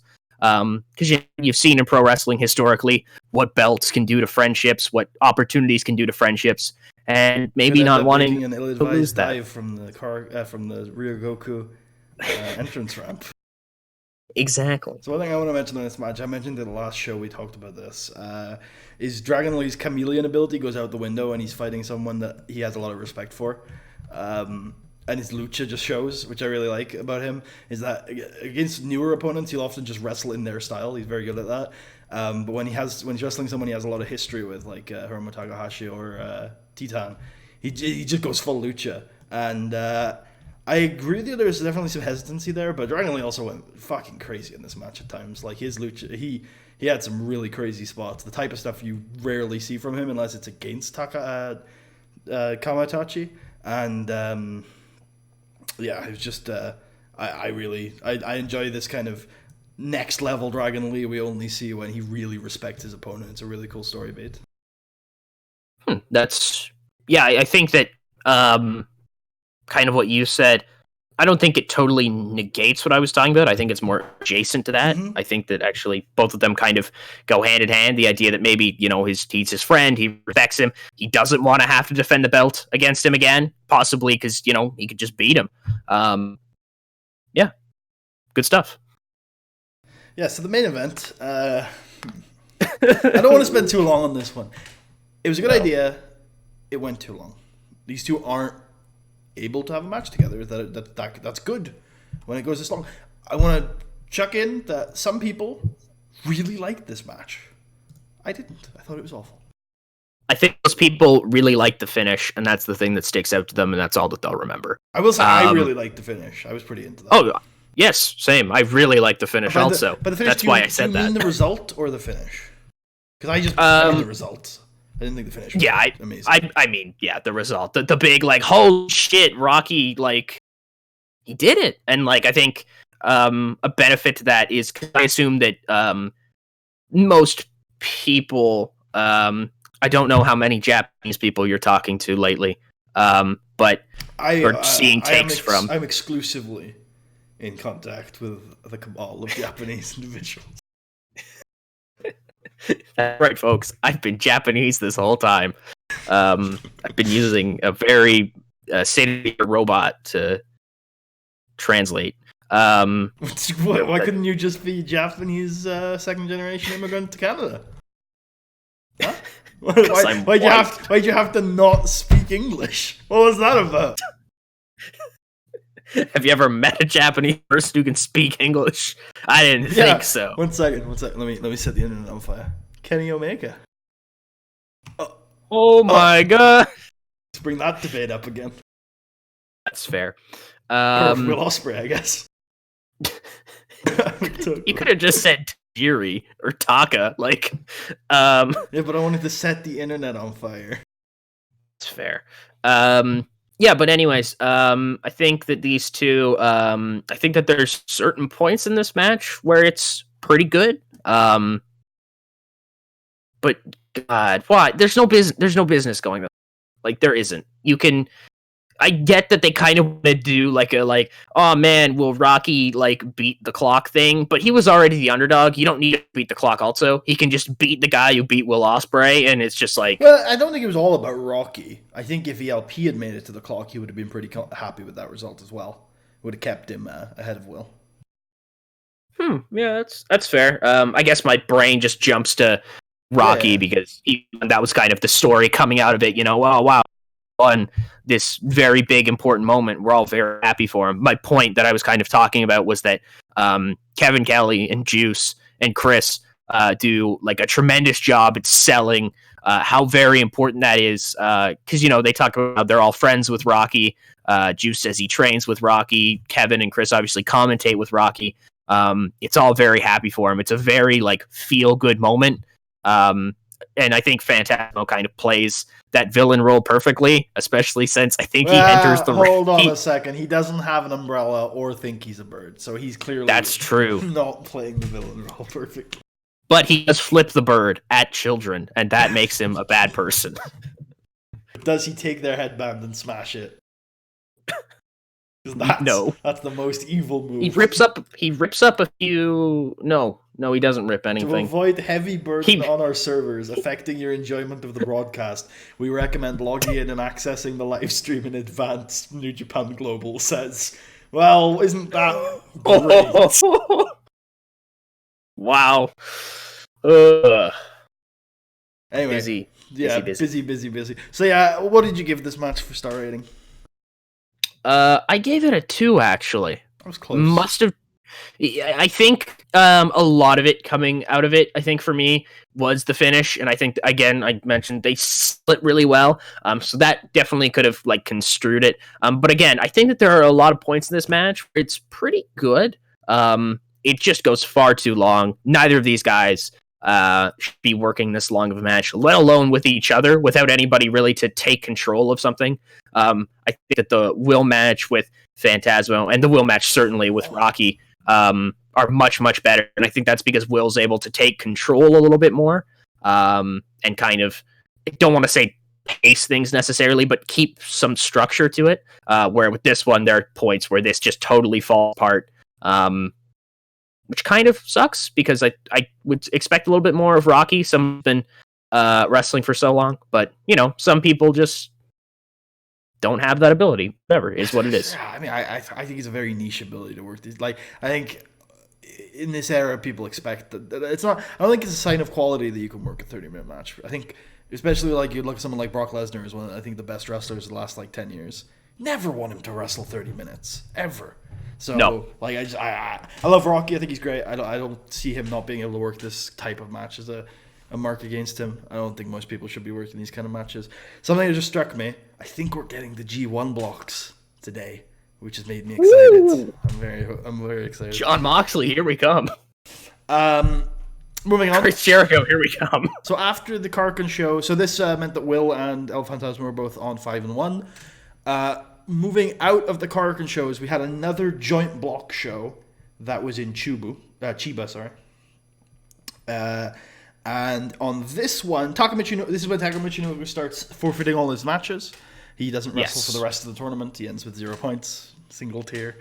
Because he's probably never wrestling this tournament ever again.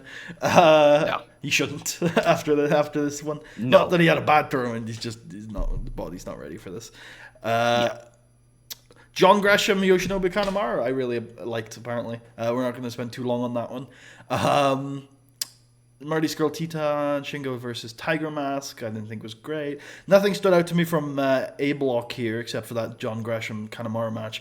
But in B block, Yo beats ELP, if I remember correctly. I didn't watch it, I saw the result though. And then it's Robbie Eagles and Will Ospreay. So this is kind of the big setup for the end game for B block. Robbie Eagles beats Will Ospreay in a very Shawn Michaels finish. With help from ELP. And after that match, B block is set up in a 4-way tie with Will Ospreay, ELP, Robbie Eagles, and Ryusuke Taguchi, all at a 5-2.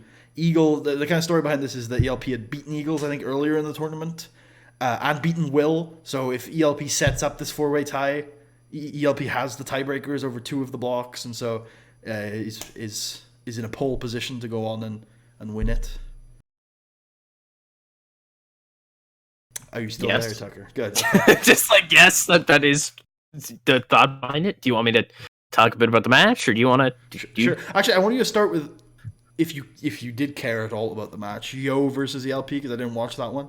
Was that match any good? I wasn't expecting Yo to win that one, so I didn't watch it. I gave it a 1. Okay, so the Robbie Eagles and Will Ospreay. What did you think about that one? I actually liked this match. Oh shit, seriously? Yeah, I thought it was pretty good. I like Robbie Eagles. I think he's good. Oh my god, are you serious? Yeah. Because this was the exact same moment where I went, oh my god, I think Robbie Eagles is good. Hooray! Hey! That's so insane, because I was just about to say, I think you're going to take my head off for this one. I really enjoyed this. I even enjoyed like some of the Shawn Michaels-y bits. Fair enough, yeah. Phantasmo interfering at the end, and Eagles being so pissed off that, like, fuck you, man, I beat this guy. And that's, and even it benefited that, of course, Kevin Kelly, actually. He does good again. He provides backstory and talks about how Will and Eagles have fought before, and Will beat him. And so this is very important to Robbie in order to hang with him and beat him. Yeah, that fucking flag thing. This was such a Shawn Michaels match. Oh, okay, that made me like, what the actual fuck is going on? But like I knew what it was, but like that was a bit like, okay, calm down. Just super kick the flag out of his hand. He put it in his knee and then super kicked his knee. I love Japan. I'm sorry, I love Japan. This actually it also benefits from a match coming earlier on, and kind of building in general. And it's actually something that Juice points out. Juice does a good thing. He continuously points out over the days that he's commentating that Robbie Eagles doesn't like break the rules as often as you would expect somebody in Bullet Club to. And that maybe Robbie Eagles isn't that bad of a guy. And I think that adds another layer when ELP full on cheats and Eagles is like he looks very upset about it. that maybe Eagles isn't that bad guy, but I think the bigger thing in this match, obviously, is that he wanted to beat Will. He wanted to prove that he could hang, and ELP didn't even really give him the chance to do that, which I definitely see the upcoming Robbie Eagles El Phantasmo feud for the future of the club in like 3 years. And Robbie Eagles juniors, Tucker. Oh wow, right. Juniors have never been the leader of the Bullet Club. They have, but they've never been involved in long-term feuds with each other. Oh, this is when they both move up to heavyweight. Don't even. I think Eagles is staying. I think they're both staying at junior. I think they take Eagles very less seriously, but I saw it unfolding with like Phantasmo and Eagles fighting for control Bullet Club. Inevitably, everybody siding with Phantasmo more or less, and then Eagles kind of like. I think they're just probably gonna kick Eagles out at some point. Probably, he does not fit Bullet Club. Yeah, I could see Eagles joining Chaos at some point. He was supposed to be. Actually, that's what the flag was from Will. It was "Come find me in Japan." Like with Chaos, we're gonna make fucking great. But you can't. You look like nobody has as much influence as Bad Luck Ware. Bad Luck Ware. They actually also bring that up because Robbie Eagles is Australian. He influences Eagles to come join. I don't know if that was your point or not, but yes, that's actually what they say did it. Oceanic legend. Also, money. Bad Luck Ware. Also, a money. So, this sets up the end game. I really like this. That was about that, really. I think Eagles is good. I think he reminds me a lot of Will Ospreay, and in a way, Kushida. In just, I don't know, there's something, it's not the same, but in the way that he's able to, like, use flippy stuff very targeted. I like that a lot. He's got a long way to go, but I think he's got shorter to go than ELP. I enjoyed this. Yeah, I liked it. What did you give it rating before we move on? I just had a couple more things to add. Sure. I won't be terribly long. I know we're just something that you kind of said. I agree with that. The Sniper of the Skies gimmick, actually using it's great. It very obviously is like a Bret Hart homage, or it's just very similar. Sharpshooter, Hitman, excellent execution, blah blah blah. But using that, I think his 450 to the leg is great for a setup for the Romero special. That's his leg submission, I think. Right? He does a submission. I'm not crazy. I think Eagles has definitely a lot of potential. I've totally forgotten my other point, which sucks. You were so determined to get these points in. Yeah, I really was, because I was very happy with Robbie Eagles in the tournament. I really full on said to myself right here, I was like, oh my god, he's actually very, very good. And I wondered to myself if that was the case, or if he just had a really good match with Will Ospreay. And I think that there's the rest of the tournament, the rest of the nights watching it, obviously B Block isn't a great field to test yourself in, especially that it's this late in the tournament. His next match is against Bandito, and I didn't like it that much.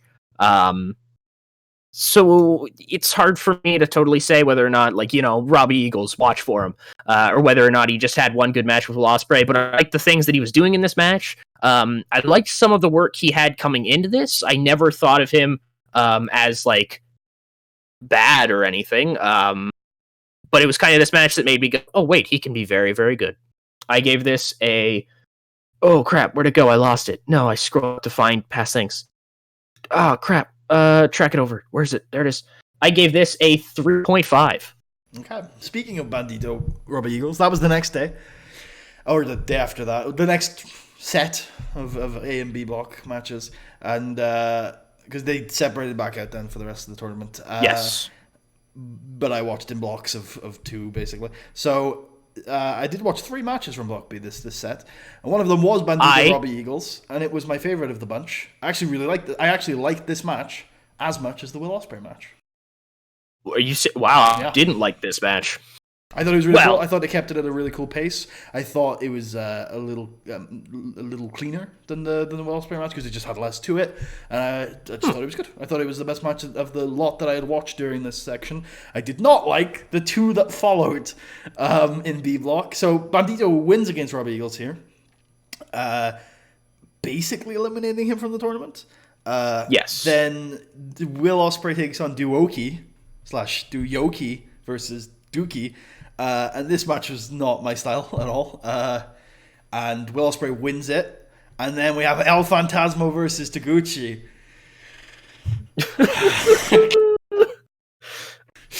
This one went on for a very long time. It's very interesting to me that you said you didn't like the Dookie Will Ospreay. Doki? It's actually Doki, but it's definitely spelt Dookie, so I'm calling him Dookie.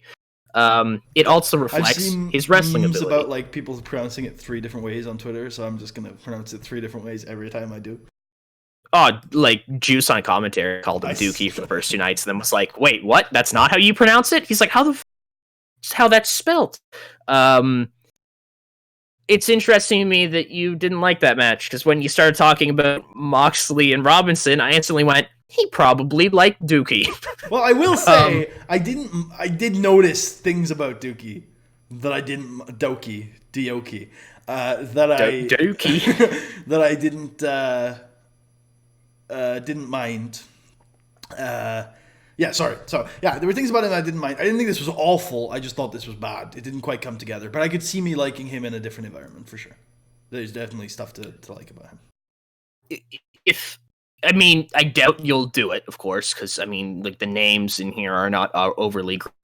but if you think you might, it's possibly worth a look into his other stuff in this tournament, because, like, what you got versus Will is mostly what you were getting for most of the tournament.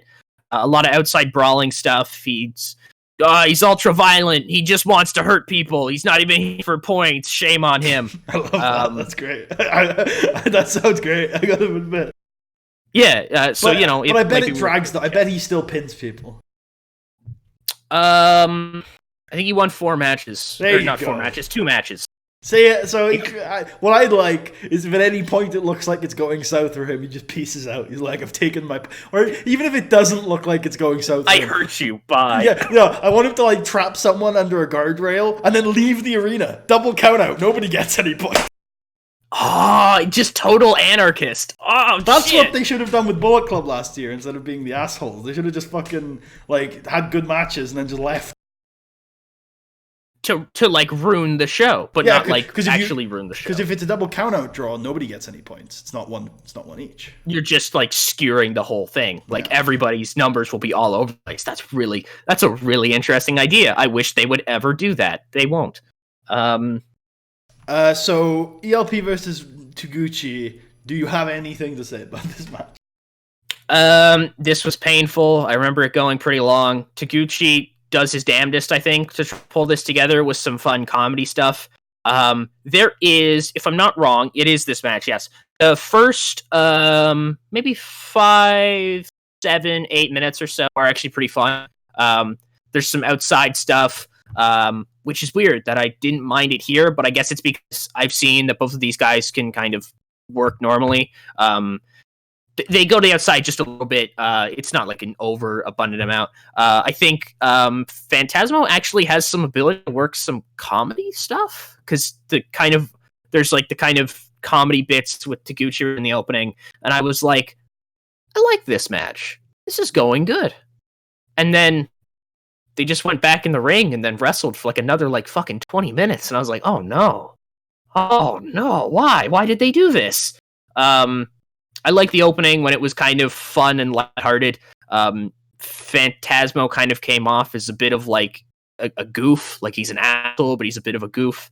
He tries to get the people chanting his name at one point, and they go along with it, which I thought was really funny for some reason. I was like, why did you go along with this? Japanese crowds will just chant anything, apparently, if you give it to them.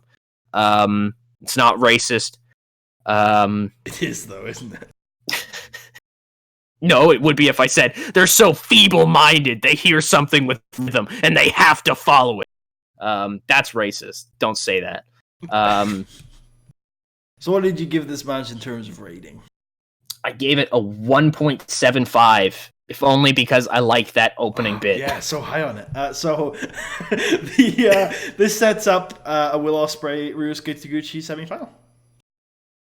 Very, very excited. Yeah, I was not expecting ELP and Robbie Eagles to go so quickly out of the tournament following their runs at Korakuen. And then, so I knew how big of a deal Ryusuke Taguchi was, but even I wasn't quite expecting him to go this far. Yeah, it was interesting because I didn't think they'd do Taguchi. I thought they'd do probably like Phantasmo or Will going in, especially once Phantasmo beat Will, obviously. I thought that would be the very interesting kind of point battle to watch. But then all of a sudden, just at the end, it was like, nope, it's those two. It's like, oh, okay. Taguchi definitely impressed me this tournament, but that's mostly because I hadn't known him to be able to work anything aside from comedy, which was great because it made when he was working comedy match, like the opening bits he had with Rocky Romero earlier on in the tournament, when Taguchi came out as, you know, the normal rugby coach and Rocky came out as a basketball coach, and they played basketball for the first couple minutes of their match. That was great. It was really fun. And it kind of showed, I think, the versatility of Taguchi and how really quite good of a pro wrestler he is, that he can have very serious matches while still attacking people with his ass like 50% of the time. And it's not absurd, mostly because they call it a hip attack and it's not, he's hitting them with his ass. They also call it the bumaye, though. The bumaye? Like, let's not whitewash the bumaye, all right? Yeah, that's fair. But you know, Ryusuke Guchimura, he's good by me, man. He's fucking good. I'm glad. Wait, who the fuck is Guchimura? Ryusuke Guchimura with the bumaye. I see. This okay. I came up with it while watching the match against Ospreay. I was like, Ryusuke Guchimura. It's like, I'm calling them that at some point. All right, cool. You're going to get that over by damnedest. Nothing from the A block I really want to talk about here. Shingo, John, Gresh was pretty cool, but it wasn't. They've had better matches. Both of them have had better matches. Anything from A block the night after the Chiba show that you want to talk about? Oh right, Shingo, John, Gresh. What did you end up thinking of Ishimori Tiger Mask? I didn't think it was awful. I just think it was there. I gave it a 0. Oh, interesting. I gave two Tiger Mask matches this tournament 0s. That was not one of them. Interesting. This was the only one that I gave a 0, but I gave a years. I can't believe. So you thought this was worse than the Tiger Mask match on the last day of A block? Because the Tiger Mask match on the last day of A block was real bad. Yeah. It is barely. I thought this match actually. There's nothing in this match that I would consider like awful, whereas in that last match they really botched the finish. Yeah, it was tough because I feel the match was very with the Teton match with Tiger Mask later on. I feel like it almost didn't get to the point where I could fully be like, oh, this is really bad, and then for them to botch the finish, it was kind of going fine, and then the finish happened, and I was like, oh, okay, whatever then. Where I think Ishimori and Tiger Mask, like, literally, like, I don't remember how long this match was, but in my memory, like, this match just fucking happened. Like, it was, like, 30 seconds in my head, and I was like, what the fuck just happened? Like, I literally was like, I sat down, and then all of a sudden it was, oh, what the fuck? And I don't know if that's actually what I'm remembering, or if this thing went, like, 10 minutes and ended suddenly, and so I kind of just remember, like, building to nothing. But I definitely remember the finish of this match just making me go, wait, what the fuck? It's over? Are you serious? What the fuck is going on? Are you... Oh, okay. Anything else from that show that you care about? Not. I think Kanemaru Dragon Lee. The only fun thing is I think he tries to repeat his spot with the young boy, and Dragon Lee doesn't fall for it. I don't know. I think he dives over him or dives under him or something. It's a pretty cool way of doing it. Yeah, it's a fun little spot. The last night of Abe Luck, we move on to. I thought all the matches aside from the main event suffered very heavily from Last Day Syndrome. Like I said, I think Titan Tiger Mask was a very nothing match that then had just an absurd finish. And it was go on. Was it a fuck up? I assumed it was. It has to be. Titan looked really pissed. Really pissed. Yeah, and he looked really upset. Tiger Mask ring was I'm sorry. Also, and the Titan kind of just stormed off. I don't know. I don't think it was Tiger Mask's fault. I think it was. I don't know whose fault it was, but I think Tiger Mask has the right to be pissed. I'm pretty sure Tiger Mask was winning that match. I would be shocked if Titan was supposed to win that match, which is why. Yeah, that's the vibe I got as well. And it literally he just he pins him, gets a 2 count, pins him again and gets a 3 count. It's just it was bad. It's so weird because I watched the finish back to see what happened. Tiger Mask just doesn't kick. He just doesn't move. Unless he does ever so slightly or something. What I saw was just he didn't move. But the count was fairly quicker, so I blame you somehow, Marty Asami. See, Fuck you. I don't remember it like that. I remember his shoulders. Also, there was a 3 count during the final. Just kind of off topic, but related, where Shingo does a Made in Japan. And has Will's shoulders off the mat the entire time because his legs are on his leg. I literally went, wait, what? So that was the thing. Let's have a look here. Tiger Mask Titan. I'm gonna watch the finish again. But yeah, what did you I thought John Gresham and Marty Scurll Dragon Lee were okay, but I thought they very much suffered from the fact there was absolutely nothing on the line. I totally agree with that. I have them both kind of. I have John and Show at a 2.75, and then Marty Lee at a 2.5. Both very middle of the road. These might have been pretty good if there were maybe something behind it, some kind of stake to it. Marty's match maybe a little bit more, but it definitely felt like it didn't really matter, which kind of sucks, because, like I said, in the Marty Dragon Lee match, it should have, because if Marty beats Dragon Lee, he can still go for the title. But I feel like they didn't really do that, which I think could have been actually really fun if it was Marty's definitely out, right? This is the last night, so he's going to go all out, all of his heel antics to try to get himself a title shot down the line. They really don't. I think Brody King touched Dragon Lee at one point. He kind of grabs his ankle, and that's the extent of the villain. Oh man. Okay, I've just watched the Tiger Mask Titan finish. It's an arm drag. Yeah. And then he covers him, and Tiger Mask kicks out at 1. Whether he gets his shoulders off the mat, I don't know, but he kicks at 1. And then Marty Asami keeps counting. Okay. Do his shoulders move? Because I don't think his shoulders moved. I think he does kick, but his shoulders don't move. So, if not, Marty Asami, you fucking animal, you. Tiger Mask would take loss. Marty Asami. He does slightly move his right shoulder. So he kicks. When he realizes Marty is continuing to count, he kind of shifts his right shoulder up slightly, Marty, I'm kicking out over here. He's like, Marty, what the fuck, dude? Can we call it the Montreal screw job? Okay, so the main event was Shingo versus Taiji. I thought Taiji went all out on this one. I didn't think this was a good match. I thought it was okay. I thought this was an okay match. This one though, I think this was definitely all of Taiji's energy, his last gasp of what his body can do, and he pulled something quite cool together. But afterwards, my God, afterwards, someone just absolutely sorry, it's completely lost my train of thought. Afterwards, he was out. You could just see he could not move. That was how bad his neck injury was afterwards. Yeah, I was very hard on Ishimori at the start of the tournament, and then kind of learning throughout how fucked up he was. I'm definitely a lot more apologetic, I guess, for what I thought early on.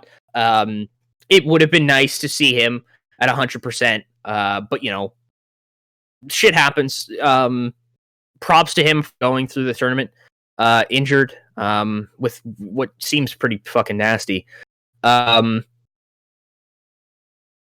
Shingo moves on. Yep, undefeated. Yeah, undefeated, which when you had said that nobody had gone through the tournament undefeated before, I thought you meant this point, and then I looked it up, and low-key actually did, and he lost to Taguchi, actually, which is kind of fun. He lost to Taguchi in the final, Wait, and low-key was undefeated. I think the only thing to that effect I've ever said is that nobody's ever got 18 points in an 18-point tournament before. Not that nobody... Ooh, I might have said something like that, but how my brain took it was, he might go undefeated throughout this whole thing. You were like, that's never been done before. I doubt that. And I was like, oh. And then so I saw this. Then I was about to be like, holy. That's when I messaged you or whatever. I was like, 9-0. God damn. And then I looked it up and I was like, oh, this actually has happened. I was like, wait a minute. Low key. I know Liger's gone undefeated in this tournament on like a much shorter tournament, and Devitt's gone undefeated on a slightly shorter one too. I'm pretty sure I read that right. I'll look it up really quick. Is it this tournament or I see it? Low-key got 16 points in 2012. Yes. And then he lost in the final, yeah. To Gucci. Yeah. Which Taguchi could be in the final. Hey, when I saw that actually in Gucci being in the final, I was like, ooh, that's really cool. I made him being in the B block kind of closer here. There could be an interesting story there, possibly. Is Gucci going to be the man to break the streak? Whatever he is, he's 95-0 at that point, 96-0, something like that. Kevin Kelly remarked. But no die. So yeah, going into the Block B final set of matches, the only thing I watched from this was Taguchi versus Ospreay, and I thought it was pretty good. Yeah, I thought it was pretty damn good as well. I will probably end up going back and watching the rest of Night 14 just to complete it, just to say I did the whole thing. I like putting myself through that. I did it with the G1 last year. Yeah, I enjoy watching entire tournaments. I'm weird like that. I think it's that same part of me that wants to 100% complete certain video games, but then always gives up, realizing what you have to do. What? Oh man, that's terrible. I have the same kind of thing as you with tournaments, but I will say that I do tend to pick my spots when I need to, and I couldn't watch 2 G1s in a year, especially this one, because this we're gonna sum up at the end of this. I like the best Super Juniors this year, but it wasn't a G1 quality tournament. No. Yeah. So yeah. Unless you have anything else, what did you give Ryusuke Taguchi versus Will Ospreay in Block B final block? I ended up going a 3.5 on it. I thought that Ospreay and Taguchi both do a really good job at kind of selling how important this is to them, and I think people watching kind of get what I see more in wrestling. I look for emotion. I look for story. I look for characters. Which I don't know. I'm a story guy. So I kind of look for that more. I think that's kind of been my kind of into feeling like I understand how people rate wrestling matches. But of course I can still understand why when Ricochet Will Ospreay happens, why it's such a big moment, and Jim Cornette is banging on the internet about how wrestling is dead or whatever. But I look for that more. But there's some fun stuff in here either way. I mentioned to you, there's kind of this closing segment where Will tries an Oscutter and Taguchi reverses it. So Will kind of takes back control. He tries an Oscutter and Taguchi reverses it. And he kind of gets him in a pin on that time. And Will's kind of shaken up at that point. He's like, okay, I'm not giving him an opportunity for that again. Tries a Stormbreaker instead and gets it. And that gets him the win. Kind of just some decent... I don't know, game planning, I guess, in character game planning there, that I approved of quite a bit. All right, so we've already talked about the non-tournament matches on the final night. Will, by the way, beats Taguchi here. So let's talk about the final. I haven't heard your thoughts about the final at all. A lot of people have raving about it. I thought it was really good. But what did you think about it? Yeah, I would say trying to do my best to keep terminology in order. I know my terminology is different than yours and different than everybody else's. But I would say it was great. This match. I really liked what both of them brought to it, and there was a certain point, I think around the 20-minute mark, when I went, "Oh no, what legs does this have going forward?" Because I was kind of nervous that it might start to kind of burn out, but it didn't. I don't think. I think that they continued to build. They held off on most of their very big moves. Will especially hitting all of his big moves finally in a big flurry at the end. Didn't take off the elbow pad for the hidden blade, though. I didn't like that. I was like, take off the elbow pad. Give him respect. No, because if he takes off the elbow pad, he'll kill a man. Yeah, that's what you have to do to beat Shingo Takagi. You have to near... No, he sent Kota Ibushi out of New Japan. He's not going to do it to Shingo as well. I'm sorry. I love you, Shingo. I thought that, basically you proved my point for me. That's kind of what I wanted. I wanted that, the only way to beat Shingo is to damn near kill him. And I got that vibe or whatever from Ospreay's kind of flurry of strikes and kicks at the end. Kind of that moment where all of a sudden he kind of locks in and is like, fuck you, I'm beating you. I would have liked that extra touch, though. More or less not as, Will being violent or anything, but a sign of respect to Shingo. Kind of putting over even more how dangerous he is. The move that killed Kota Ibushi hopefully doesn't kill Shingo, but it is enough to beat him. Both of these guys had really great tournaments. Obviously, everybody had their weaker moments. That's just how it is. The field is varied in terms of quality. But I think overall, you can walk away with both these guys saying it's a pretty great success. I had no idea who won this until I watched it. And I was actually shocked. I went, oh god, okay. So before we get on to that result then, because I think we're going to spend quite a lot of time on that, I'm going to briefly go over my thoughts on the match itself. And then I want to spend some time on the result, because there's a couple of perspectives I want to lay out there. So on the match itself, I thought it was really good. When I talk about escalation, I'm going to point to this match as a blueprint this year.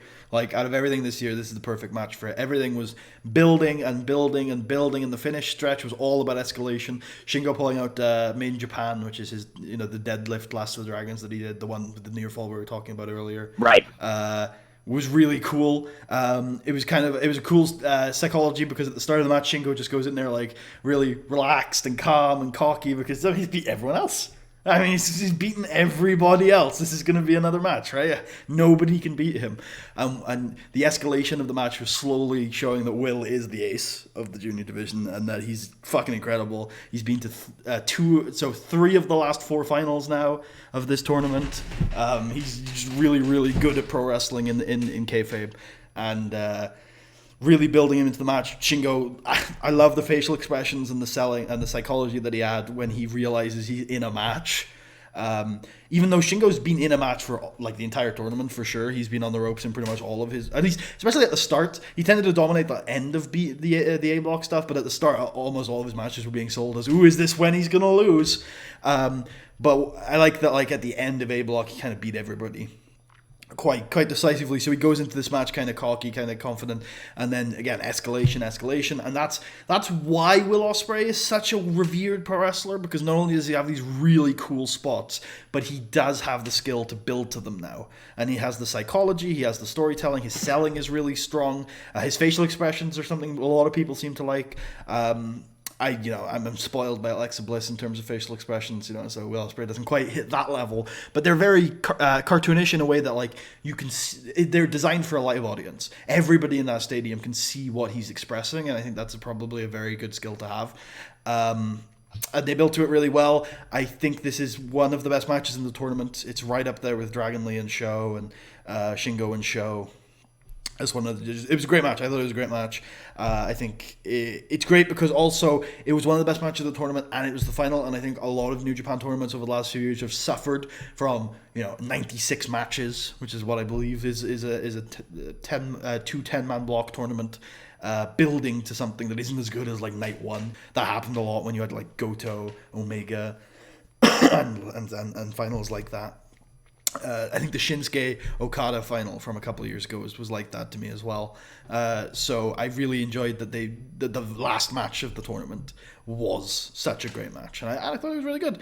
I think that there's also layers to it that I didn't see, and I'm looking forward to some rematches, some storytelling that I missed out on. I think both these guys are really good. I'm happy with everything with it. So do you have anything else to say about the match itself before I introduce kind of the result discussion we're gonna have? Nothing that I could overly think of. Yeah, no. Okay, so I'll add 3 perspectives.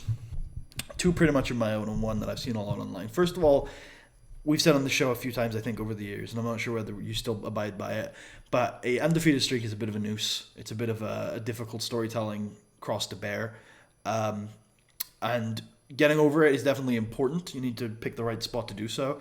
But if your whole introductory story in a promotion is an undefeated streak, and you can get beyond that when it's over, you're in a much better spot than previous. Then, of course, you've got the fact that Will Ospreay is clearly a really important character for this company. And they're giving him a big historic win. Second Gaijin win in 4 years, third final in 4 years. And he's going to have a really great match with Dragon Lee later today. Probably going to win the title, and he's probably got like a G1 run or something in him this year. Something like that. Clearly, he's a big star. They want to push him hard. Then the third perspective is the contrary one I've seen a lot. New Japan over the last 3 or 4 years has almost always in the summer had a very hot junior, right? Whether it's Kushida like 4 or 5 years ago, Hiromu 2 years ago, Taiji last year, Taiji Ishimori, and then this year it was definitely Shingo. And almost every year, and I agree with this up until this year, almost every year they've spurned that hot junior. They've given 50-50 feuds with the ace, or they've had him lose to Marty Skrull just before the Tokyo Dome. They've had him feud with Kenny Omega and the Bucks with the heel master interference king Kenny Omega, stuff like that. So almost every year they've ruined their hot junior by not pushing him hard enough. And with Shingo, again, he's taking a big loss here. I do like where story goes after this. We can talk about that in a little bit. But he's taking a big loss. And again, they have said, okay, you're the hot junior, but we're going to stick to our 10-year plan. And they've kind of thrown Shingo to the wayside, like they did Kushida, like they did Hiromu, like they did Taiji. And when I saw that, I disagreed with it, but I thought to myself, well, yeah, they have actually done that the last 4 years, and that does make some sense. So, what are your initial? So, what are you were about to go into your initial thoughts on the results. So, leaving those perspectives aside, what were they? Yeah, my very first thought, and it's tough for me to say it, but my very first thought was, I'm not sure, and I don't know necessarily, historically, I don't know why, but I've never really paid attention to juniors all that much until kind of this year when I've kind of been watching more. I would say I was very casual. I'd still say I'm fairly casual. Then again, I did watch an entire, 96 match tournament. Casual, folks. But I don't know the level of which they've treated Will before, but I'm not sure he needed this. Like, I feel like if you were going to use Shingo to propel somebody, and I'm not saying that's what they're doing, maybe it's just a natural conclusion to that arc. He lost his winning streak to the best guy, and that's fine. But, like, as long as Shingo stays a strong force in the juniors, or even eventually moves up to heavyweight, eventually, probably, maybe not, he'll just continue to be the heavyweight, junior heavyweight. Then that's fine, but if he kind of falls to the wayside, like, completely, kind of becomes another guy, maybe mainly works tags at some point in the future, think you could have used this kind of fire, this slaying the dragon, for somebody else, maybe. Because my first thought, looking at this, was Shingo winning, beating Dragon Lee, and then maybe eventually losing to Hiromu, which I think could have been really interesting. Because then, there's inner faction conflict there, however you want to play that out. Hiromu beating the guy his rival couldn't. There's a whole lot of different fun little things you can do in there. And I was pretty sure that could be where they were going, and then of course this happened, and I literally went, oh shit, all right, wow. It wasn't like that. When the finish happened, I was 99% sure that was the finish, but there was the 1% that was like, what if he kicks out? How crazy strong that would make Shingo look. And it's, I don't want to look at it necessarily in the way I just explained it, but that's my very first thoughts on it, and that's very much from WWE's booking historic, I think, and the idea that the undefeated streak always leads to Rusev or Asuka, this big grand push just for you to kind of hang out and not do anything of any major note. As unfortunate as that is. I'd like to have more faith in Geto, but Jay White. So, Will Ospreay definitely didn't need this. I'll confirm that for sure. He definitely didn't need this. Okay. I don't think Shingo did either, though. I'll say that much. So, you obviously fantasy booked a few things there. I would have liked that less than what's actually happening, but yeah, everyone has their own fantasy booking and stuff like that. So, I think one thing that's just important to remember before we even just dive deeper into it is that we all just need to get our heads around the fact that Ghetto's never going to treat the juniors any differently. And that once the summer comes, the juniors get put back in their box and they get pulled out again next May. Whatever happens here, whether Shingo wins, whether Ospreay wins, whoever gets pushed to the moon, the juniors are not the stars of the show. They're never going to be, unfortunately, right? If Kushida couldn't make it into that position, nobody can. It just can't happen. That was the guy. Kushida was literally the ace of the company, and he was a junior. He could have been. The skill set was all there. He was over as fuck. He could have absolutely done it, and he came nowhere near. So if Kushida's never going to do it, nobody's going to do it. Here I'm saying that Will Ospreay's probably going to main event Tokyo Dome or something, right? But generally speaking, I would put money on the fact that the juniors are always going to be in this spot where they really featured in the summer, and then in the spring, and then they just get put back in their box for the next year, and we all kind of treat it like, Hiromu could be the breakout star, or Taiji could be the breakout star, or Kushida could be the breakout star, or Shingo could be the breakout star, and I just think it's just never going to happen. So you just kind of enjoy the stories they're telling, and just think, this could have been so big, this could be a supernova. But I don't think anything's ever going to break through that glass ceiling in New Japan. So that's kind of a point to it. Whereas I don't think it matters that much whether Shingo wins or Will wins, because I think whatever happens, Geto's just gonna. Because the biggest example of it is they're not main eventing this show, right? They're big, which is wild. Yeah, they're big, and they never have. They're big title shot off of tournament opportunity, never main events Dominion. So that speaks volumes, I think, to what's going on. And Will definitely didn't need this. I do think it would have just been awkward to have Shingo continue on. I was expecting Will to win, personally. I was expecting that once the final was set. I think that the match that comes out of it is much better. I'm really glad. I'm glad that we got Shingo. I'm glad that we're going to get Will versus Dragon Lee for the title. I think that's going to be way better than if it was Shingo versus Dragon Lee. And I'm really excited for Shingo versus Kojima, which is also on Dominion. And that's really fun, and that's a cool direction for Shingo to go. I like the storytelling of it afterwards. Obviously, it's a little bit interesting because Shingo's wrestled heavyweights for years, but in New Japan, it makes sense. Shingo's like, oh, Will's been wrestling heavyweights for years. That's what he got to go to this next level. Now I'm going to start wrestling some heavyweights. Going to maybe go in the never open weight division for a bit. That's cool. That's fun. I like that. Shingo needs to bulk up a bit, does he? Yeah, he needs a little bit more weight on him. A little bit. That 250-pound junior heavyweight that he is. What? I'm kidding. What are you talking about? Come on, he's 270. I wonder what his build weight is. What's he build at? 100. What? He's 100 pounds. Shit. I built this point and I was very ready to express it, and then all of a sudden I was oh no, where'd it go? It felt like that. I was very silent. I was like, he's going somewhere here, and then nothing. Yeah, I got it. Don't worry. You expressed that or whatever. The whole idea that the juniors kind of get put back in their box. I'd say that's about right, because as I kind of said, I've never paid too much attention to the juniors, and I'm thinking, why is that? Well, when do I mainly watch? Like traditionally, around Wrestle Kingdom and the G1.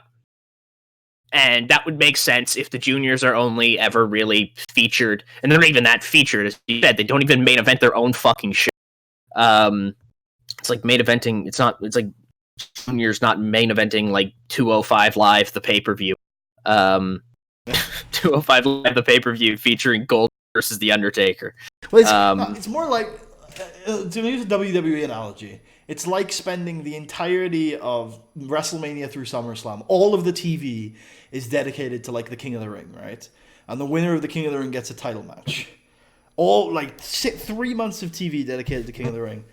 And then the title match that they have out of it at SummerSlam doesn't main event. They just put the other title on last. It opens. Yeah. Yeah, it's unfortunate because genuinely, and I thought about this, and I was wondering, and I wondered to myself, is this just because, what I've been watching over the past couple weeks? And I don't think it is. I care a lot more about the junior heavyweights than the heavyweights. I couldn't give less of a fuck about Chris Jericho and Yuchika Okada. I don't enjoy either of them a tremendous amount. I think... I mean, we are getting Kota Ibushi versus Naito tonight, though. Oof. Well, okay, all right. If they were in the main event, I could have a very different perspective. They are the main event if you turn off right after they're finished. Fuck you, Chris Jericho.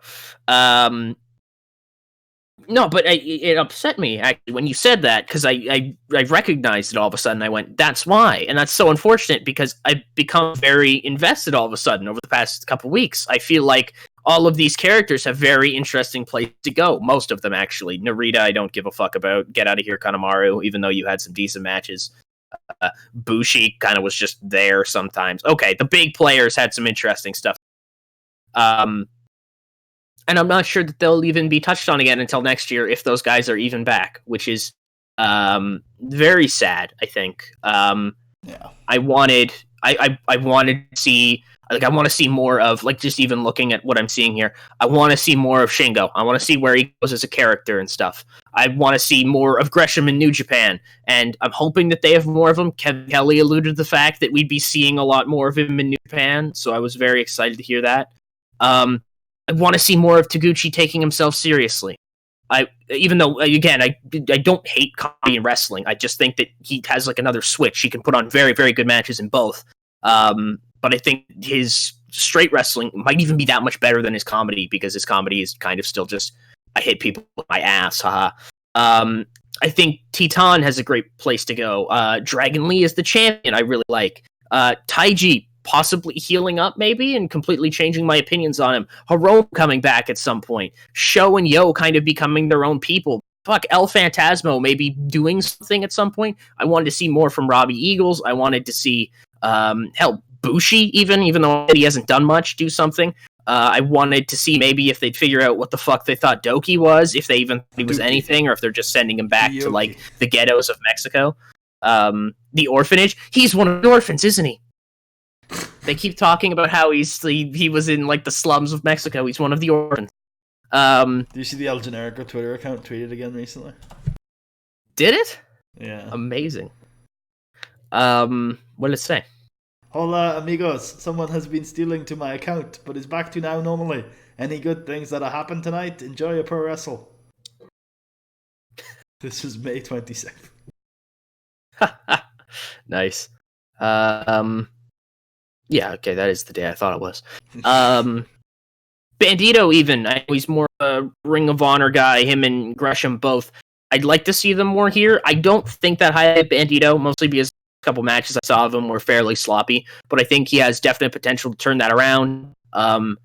Like, a lot of these guys in this tournament, I really want to see what happens now, and it's very unfortunate that they really don't get that fair shake, because at least how it's pitched in theory is that the juniors are the top still. Like, they are on par with the heavyweight belt. They're just smaller. They just do different things. It's a different skill set. And that's the idea of transitioning between heavyweight and junior heavyweight, where it's not, obviously. It's just, hey, if you're big, I can put you on posters more, which is unfortunate. The reason why I made that point is essentially because none of these guys are going to be used as cogs for a massive event. They're never, like, the summer. We're not going into a summer where they have a big January 4th show to sell, and the juniors are going to be on top of it. And so because of that, I don't think necessarily pulling the hot hand and running with it is that important. Will didn't need this. I don't think Shingo did either. I'm happy. Like, I think people, unless it's egregious, people have got to get to the point where they're pretty happy either way. And I don't think it was egregious here. I think it's fine for Will. I think you could use that match to put either of them in the G1, even with Shingo losing. I don't think either of them are going to be, because we've had this narrative before. We had it with Kushida. Like, he was definitely going to be in the 2016 G1. He wasn't.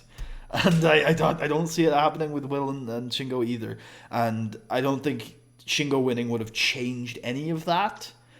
And Shingo's also 26 years old. And, like, he's really good. I like him a lot. He's got a few more years left, but he's been around a long time, and it looks like it. 36, 36 right? years old. 36. Thank God. You said 26, and I went, no. I'm like, surely no, right? I'm like, 36 years old. So yeah, he's been around a long yes. time, and it shows. And he has weaknesses, and I think there are more weaknesses there than Will. I think Will has a lot more to offer the company. And if they're going to take either of those two very seriously, I think it's gonna be Will. So, like, if Will ends up having a G1 run, then this decision would absolutely have been the right one. So that's all I'm thinking, and I think either of them could be in there. I'm fine either way. I think they did miss a trick with Hiromu. I think they did miss a trick with Kushida. I think they did miss a trick with Taiji. This one I didn't feel as much. I think Shingo's really good. I think he's a really useful tool to have around. I don't think he's like the future of the company. And I don't think he was ever going to be. So that's fair. That's why I'm not that fussed about it. I think also post-match stuff was cool. I think that the direction they're going with both guys, I think, is really cool. Better than if it got the other way around. I didn't mean to cut you off. I apologize for that. That's fine. All I was going to say is that even in kind of my fantasy booking aspect, where Shingo did win this, he is ultimately used more to get Hiromu over, who is, Hiromu. He's a fucking star. Damn it. Yeah, I think that's another thing with New Japan, and even the juniors kind of fandom right now, including us. And I kind of got over a little bit, is like, it's always about Hiromu right now, and I think we don't know what kind of state his body's in. Like, we don't know. We were always speculating he's coming back this show, that show. It could be Dominion, who knows? But like, we just enjoy who we've got here, because I don't think it helps anyone speculating. He's going to be back tomorrow. He's going to be back this day. I just think when if he manages to come back, that's great, but he might not come back. So we should just kind of relax on that stuff as much as we can. That's the tournament. That's the best of Super Juniors. What's your closing thoughts on it? I think overall, pretty damn good tournament. Don't watch the whole thing, of course. Don't do what I'm doing. I'm crazy. I enjoy watching bad things because it fills a hole in me that I need to have a lot of things done or something. Okay, so what if you recommend not watching the whole tournament? What are your top 5 matches you would recommend people watch? Top 5. Oh, geez. All right, I wish I had these things formatted by numbers. Definitely number 1, very first day, Shingo Show. That's, in my opinion, it's the best match of the tournament. You're not getting anything better than that. Definitely on that list has to be the final, of course, Shingo and Will.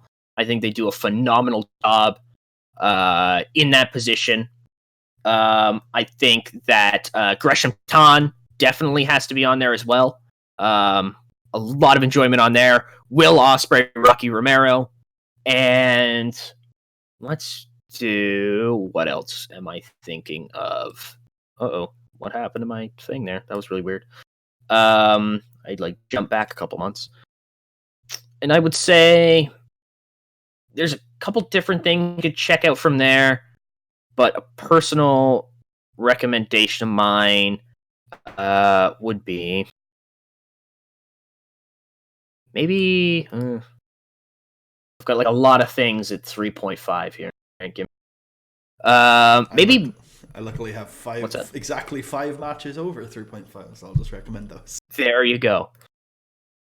I would say finally, maybe if you're down to sit through something, but it will really open your eyes about somebody, maybe watch Robbie Eagle, right? Because it definitely like changed my opinion on him. Because going into it, I thought he was very like fine, but after that match, I definitely think that there's some really big potential in there for him.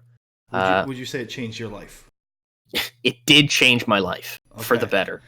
So the 5 matches I'm going to recommend in loose order: Shingo versus Sho from the 13th of May, Dragon Lee versus Sho from the 15th of May, Will Ospreay versus Shingo Takagi from the 5th of June, Will Ospreay versus Rocky Romero from the 16th of May, and Titan versus Dragon Lee from the 24th of May. Those are my 5 favorite matches of the tour, which definitely, yeah, I think thinking back, I still think that I need to rewatch the top 2 to see which one I prefer. I right now I've got it down as having Shingo versus Sho as the best match, but I definitely could have Dragon Lee Sho. I have a lot more to say about. It just hit me. There are a lot of spots in that match that I very much approved of. So yeah, there's definitely a lot there to go on. So yeah, and I do recommend watching the Mox versus Juice Robinson match from the finals as well. I think it's worth watching. If only to see what you think about it. I would agree with that entirely. If only to see what you think about John Mox, and if you might be interested in seeing more of his stuff, and maybe even like getting a general feeling on what some of his stuff in AEW could possibly be like. There you go. So Dominion is live in a couple hours, in like an hour or 2 for the pre-show. There's so much on that card. They keep adding to it, and every match that keeps getting added, I think, is really fun. So just actually, I'm gonna just quickly read the whole card out that's been announced right now, if it's online.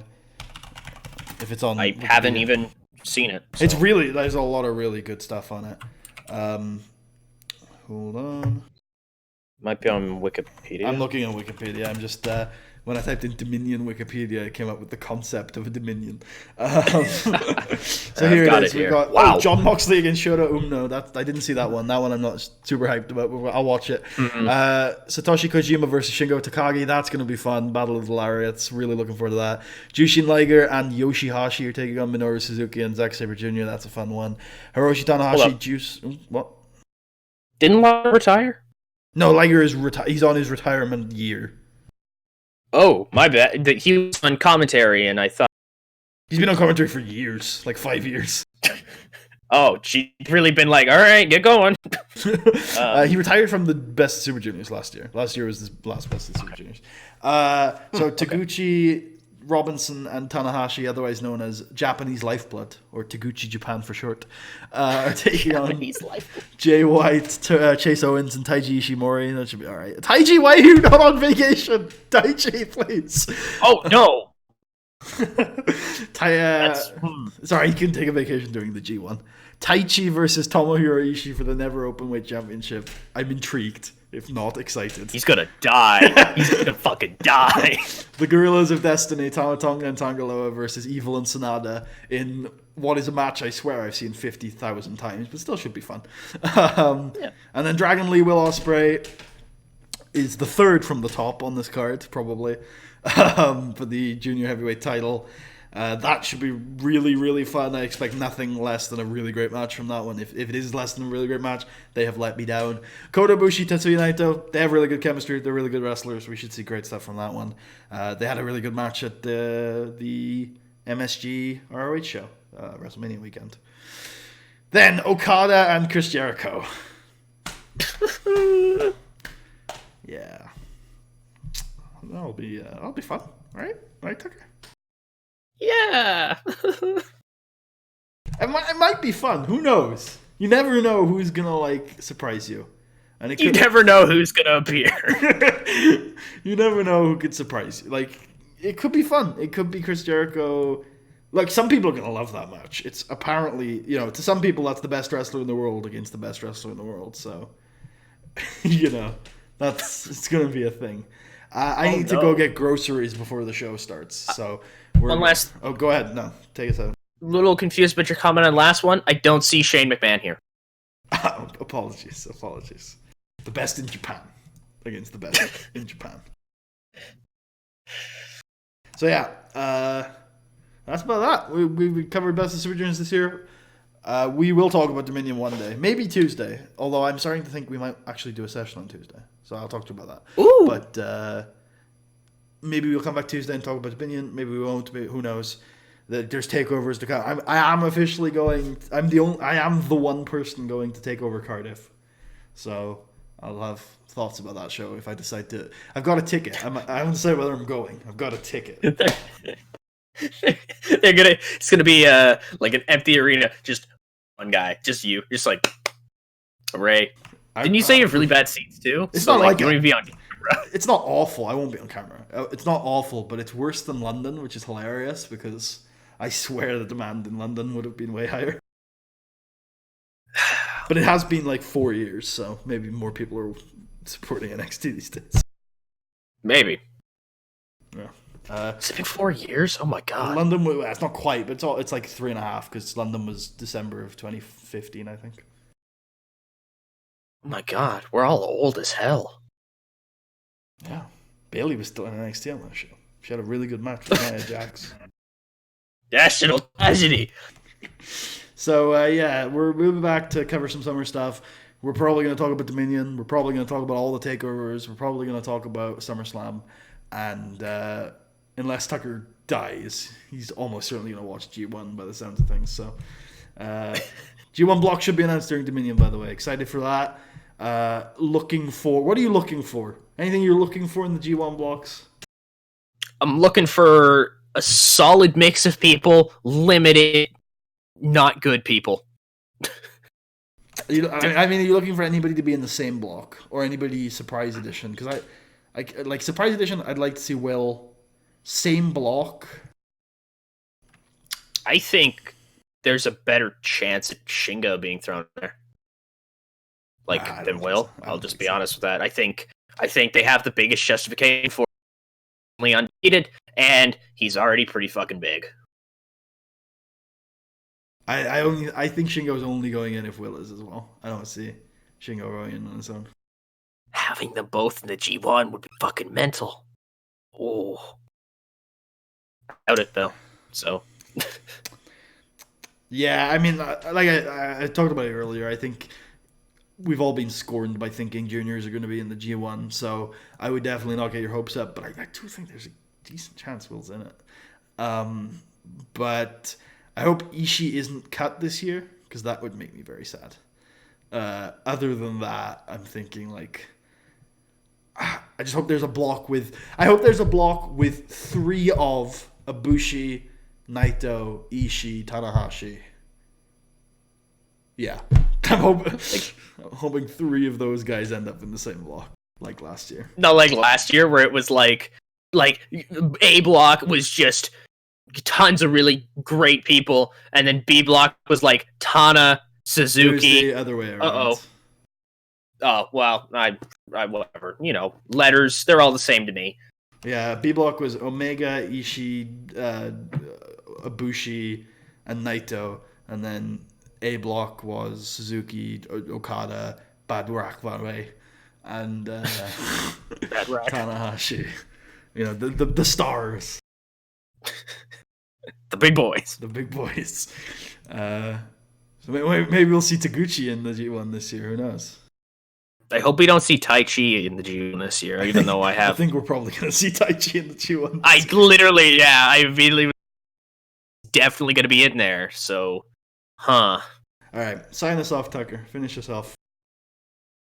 For myself, Putty, Will Ospreay, Shingo Takagi, Sho, my big beautiful boy, and IWGP Junior Heavyweight Champion of the world, Dragon Lee. Dragon Lee? What? Dragon Lee? Dragon Lee? And one big fuck you to Chris Jericho. This has been the 62nd annual Puddcast. Bye.